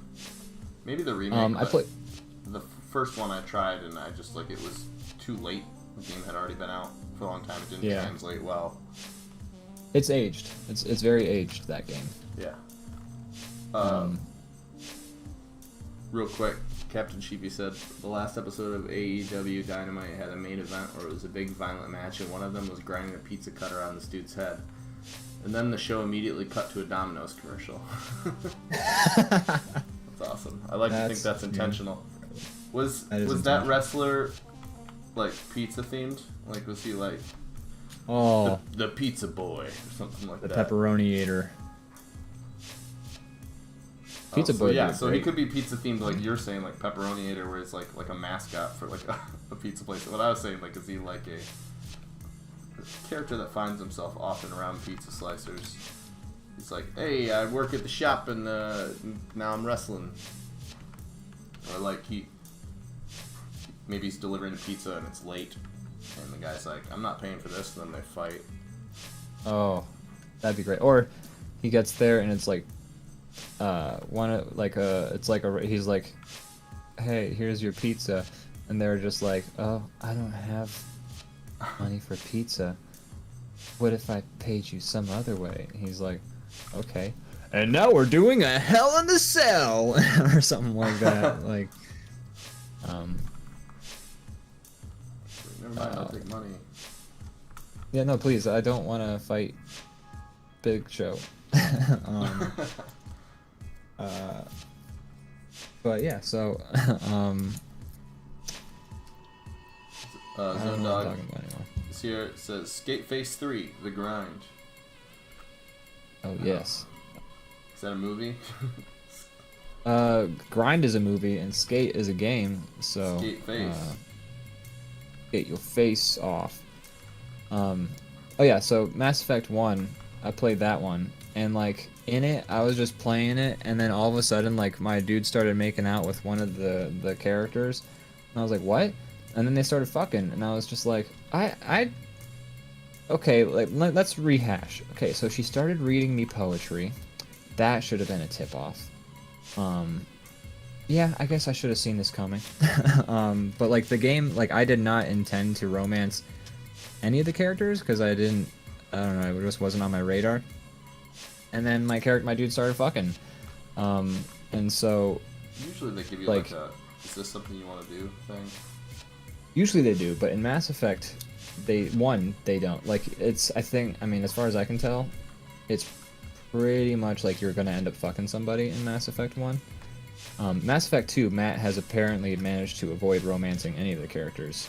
So Mass Effect 2, it's not quite so far. But you totally can. Like they have like when we were playing, there were obvious moments where it's just like one of the options is like, how do you feel about that? Or something like that. Like, what would happen if I like whispered I love you? That's very popular in games. Yeah, fucking. People like it. What was I playing? Oh, the like. There's certain games. Like, I was playing the remake of Final Fantasy VII. It's like especially egregious now. Like you get to like. They add all the story that wasn't in the original, obviously, because the original was.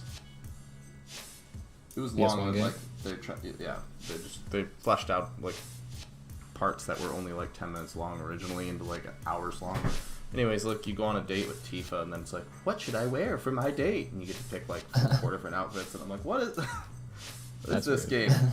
I don't remember this. I just remember fighting like monsters. I didn't know we were like dating sim. Yeah, that is something. I mean, you know, I don't know. Anything to make the players feel more connected to the characters, I guess. Or no, it's not necessarily like something like that shouldn't be there. I was just that one caught me off guard because I was like, oh, this was not in the original. Yeah. Felt extra like, and especially with like the internet's relationship with some of these characters. Yeah, like Tifa. Very true.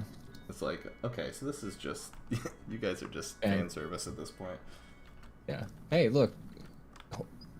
People have like horny people are people too. Okay. Right. You know, well, why don't you be like a civilized person and go out and fuck your car or something? Don't bring it into my video game. Gosh. Alrighty. That's a throwback. Right, to an hour and a half ago. I just figured in case there's anybody in here that it's like, what? Yeah. For fucking cars? No, yeah, we talked about people who fuck cars, folks. Yeah. Just I feel like you should be aware. At length. So. Yeah. Not width. At length. Car fucking. It's an epidemic.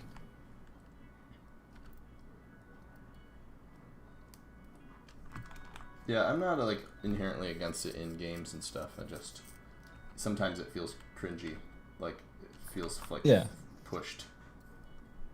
That's on you. Yeah. I mean, it's also weird because sometimes it is like super fan servicey feeling, and there's like a difference between like having that stuff in your games, and then there's like fan service where it's just like, oh, check it out, dudes. Like, this is what you paid money for. Yeah, I don't know. Penis slider. The penis slider. Well, the penis slider we had a lot of fun with, regardless. Well, yeah. Which I feel like we also need to explain now. Like we explained the car fucking, we should explain the penis slider. Well, there was a penis slider in Cyberpunk that got a lot of attention. That's true. Also, yeah, there's a penis slider in Conan. Yeah, we've been playing Conan, and it's part of your making your characters like, do you want face 1, 2, or 3? Do you want hairstyle 1, 2, or 3? How long exactly do you want your penis? You get a lot of details when it comes to that. I'm just I wish I could have chosen like the head, like what the head shape was. You choose head 1, 2, or 3. That's what I said. In Cyberpunk, you do. Are you talking about of the penis? Yeah, in Conan. Yeah, I was doing a joke where I was. Oh, I just put it together now. What you're doing. Yeah. Head shape. I getcha. Leviathan Den says, I saw a dude on My Strange Addiction who fucks his car. There you go. Oh, well. I wonder if it was one of the dudes in the documentary. There's literally dozens of us. Legitimately, actually, though. Dozens of us. No, but like in the documentary, he's like, the one dude, he's like, I go on a message board. I try and find other people who are like me, and they're like, how many people do you think there are? He's like, oh, 12. So, literally a dozen. Gotta be more than that. Oh, 100%. Like, they just, like, that was a documentary made in the year 2000. So, or like 2001, something like it was made before the internet really blew up. Like, you could, like, until, like, MySpace had really popped off, you could talk to some people and they'd be like, what the fuck is an internet? So this was before that time. Like, this dude was using like a old ass Macintosh with like the thick monitors, you know, like the CRT monitors. The idea that this is like an old the age of the documentary makes it even more jarring to me for some reason. Because of It the seems- ending, or just the fact that it's about people who fought cars? Well, the concept itself is jarring, but then the fact that I'm like watching on like a grainy VHS tape or something makes it more uncomfortable. Oh to me. yeah. Yeah, I'm not sure. People like that kind like- of weird stuff, or that kind of like strange. That stuff is like everywhere now. It's like they're always, because of the internet, we're all like aware of how different we all are from each other. But Yeah. to see it like an old thing makes it even stranger, I think. It is true, because like what that must have been shown off at festivals and that's it. Don't know. It seems extra niche. Yeah, for its time. But yeah, we watched a documentary about people who fought cars, and the whole time I was just like, You were like, we're I gonna went talk off about this this ride. the whole show on Yeah. Monday. well, we talked about it for a good amount, so you're not wrong. It's alright, I was interested. I am glad. Otherwise, I would have just been talking about car fucking to a person who was not interested. Well, I feel like I wouldn't. You being the one, the expert on the subject, I delved into this topic with curiosity, and I Oh, I learned a lot. appreciate it. I think I learned a hell of a learned lot. as much as you can learn. about I- such things. Have some, trauma to repress. Be sure. Just like that dude in the parking lot, like, yeah, there were some shots I was just like they showed, let's call it his oil stain on the ground next to the car. That's not necessary. I thought so too. Like, please don't, guys. But, like, he might a little miss. Oh, yeah, it's British. Like the people are in America, but the documentarians have like British accents. It's like, this is Tom. He fucks cars. I don't say I it would quite love like it. that. I would love it if that's how they talked about the subject. Me too. Happily watch that at that point. Oh yeah. It has a charm to it. Like, everything feels more scholarly when it's got a British accent attached to it. That's right. He gets his jollies. He gets his jollies all fucking these cars, ain't it?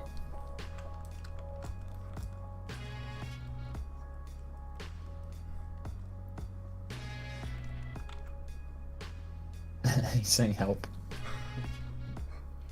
I feel like this isn't the first time I made that joke actually, but it's just like if I were ever like every still photo of somebody on a skateboard, they're usually like in the middle of flying through the air or something. If I was ever in that position, it would end with me like smashing into the ground, hurting myself. Yeah. I can barely I've gone just roll snowboarding around on a before. skateboard, let alone fly through the air. I've gone on a snowboard. I've gone really fast on a snowboard before, and then like just something made my foot give out, and then I was just tumbling for like a minute or Yeah. something like that, and Yeah, it I've done sucks. that. It hurts. I grew up doing like water sports like and a- stuff, so like I can Ooh. balance on a board to some degree. Mhm. But so I went snowboarding and I was able to ride the snowboard without much trouble, but slowing down or stopping was the thing I couldn't really grasp. So yeah, it resulted in me going very fast down a mountain and just like seeing the lodge getting closer and closer, and I'm like, well, we have to think about this. We either continue to do what we're doing and then smash into a building and die, or we're just gonna bail, and that's gonna hurt.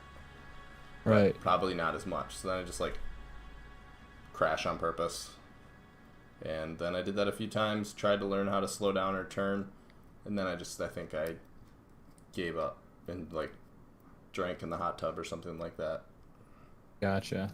When That you was my did the experience water snowboarding. sports, who Yeah. peed on you, or were you the peer in the water sports? Well, it pays better to be the peer, peed on, I'm assuming. Oh, okay, interesting. I think surprisingly enough. Yeah. I've interesting. have you've watched my documentary that I made about all this? No, you're gonna have to link me to it. Okay. I'm gonna send Matt this Kelly I just drew for him. Good. I'm sure it'll keep him awake at night. I bet. And then on that note, I think it's the end of the show. Gosh, yeah, I don't know. I have nothing else to say to you, you degenerate loon.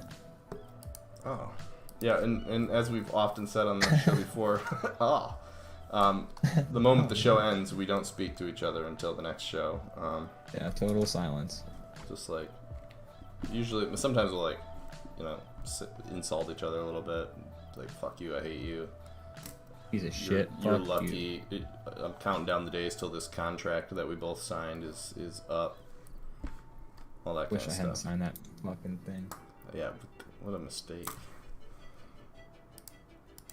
I could turn back time. If I could find a I way. could turn back time. Yeah. All right. Well. Gosh. That's another one. Do you have anything In to the plug, bag. Ian? Wow. There's this dumb fucking show I do every Monday, 8 p.m. It's pretty lame, but it's whatever. But it's Brutal called review. DrawBomb. Don't tell them I said that. Oh, okay. Come on. Yeah. We gotta really work on our copy. It. I wonder if we actually do turn people away from it for calling it shitty. At what point does the self-deprecation just get too it's actually convincing? I don't know. We'll have to find out. But yeah, we do DrawBomb 8 p.m. Mondays Eastern time. Every Monday, unless we have stuff going on, or we just aren't feeling it. Mostly if we have stuff going on. If we don't feel it, we'll mostly just talk very quietly the whole time, and I'm just like, "Hey, dude, like, what's up?" I'm tired. You're tired. Let's do a great show. Oh, dude. So, yeah, that's what we do at Mondays 8 p.m. Otherwise, I got nothing coming up right now to plug. Currently, I do not either. But thanks for tuning in. We had Captain Sheepy and Zone Dog and Leviathan Den and Canary Inn, who had to draw a pooping hamster. Yeah, do you think that was like a fetish thing, by the way? The pooping in the diaper drawing that they wanted? I don't think so. Could be, Okay. but I'm thinking it I was was kind like of... it's like inside hey, joke between... Draw this character taking a dump. See, no, it's just because they were... I think I've been on the internet for far too long and just been exposed to too many car fucking documentaries, but like when they said, can you draw this gerbil pooping into a diaper, in my head I saw this person wants us to draw their fetish and they don't want us to be aware that we're drawing their fetish for them. Yeah. You get paid very well for drawing that kind of stuff, so I mean... You do though, like that's where if you want to make money in art, it doesn't hurt to draw that. So that was just that was in my head though, I was like, is this like I'm not saying it was a fetish thing, but like in the back of my head I was just like, is this person asking us to draw this because it's like a fetish thing? They need a little material to help them have sex with their car later. Exactly. Get, And you know what, whatever get helps. warmed We're up happy with to help you. No. some Rule 34 Overwatch, and then I go and have sex with my car.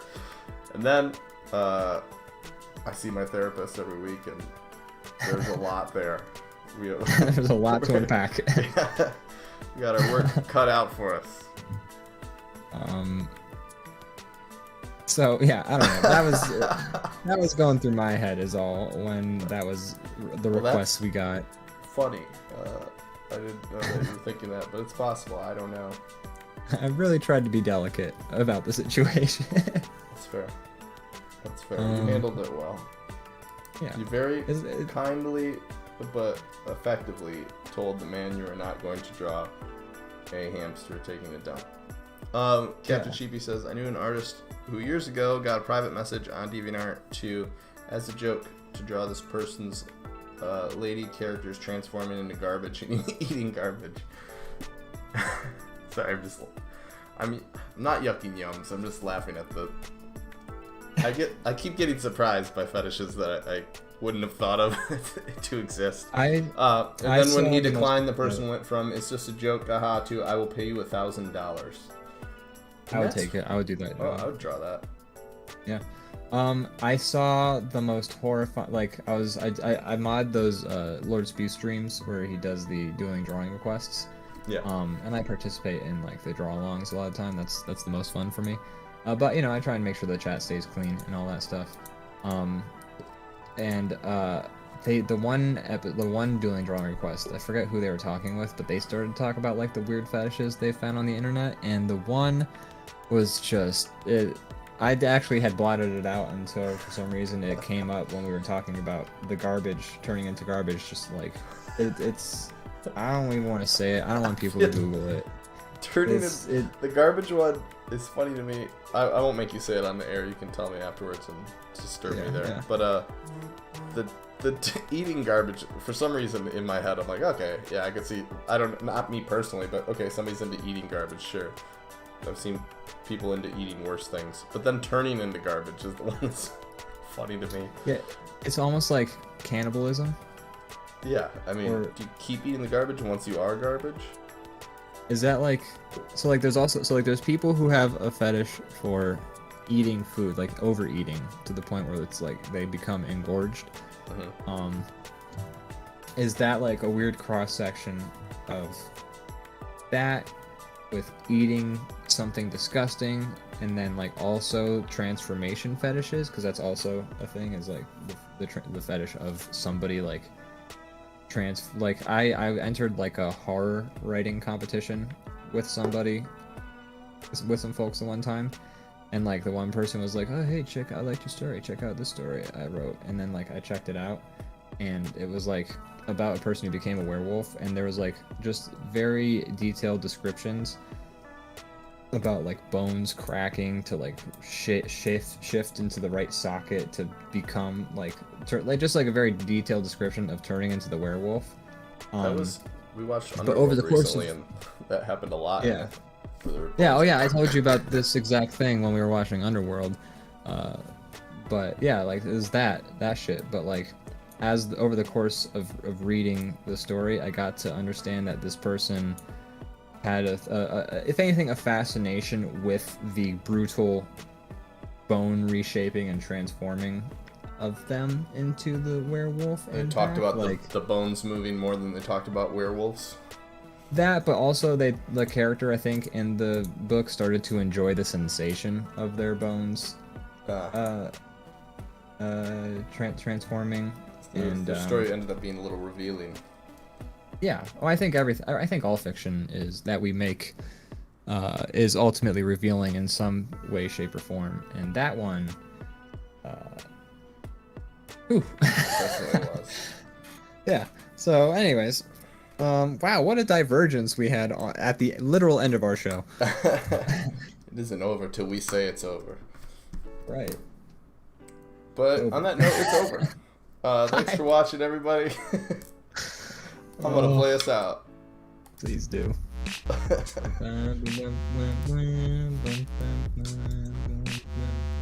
Should we host anyone?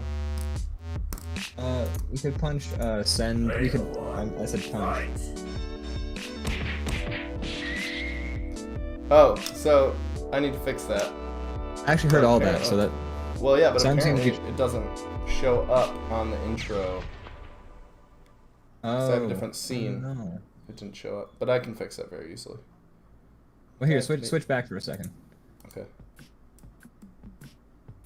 Player one, fight. There you go. And then, nailed it. Okay, one more.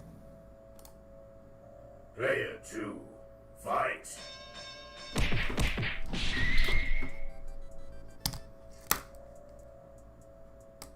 How'd it look? Look good. Okay, great. All right. Keep saying we're gonna add more of those, and we will. But we have we just gotta hunker down and find Let's a good host day someone. to do Okay, we're gonna host Senzi because it's their birthday today. Okay. Great. You wanna send me the... Oh wait, I can do this. I can do this. Cool. I'll do that right now. Once again, thanks everybody for watching. Yeah, appreciate all of you. Going over to Senzi, wish them a happy birthday. Yeah. Bye bye.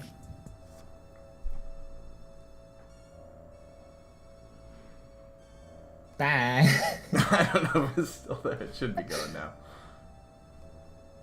Bye bye. See you later. Oh, there we go. There's like a countdown. I always forget about that. Yeah. Cool.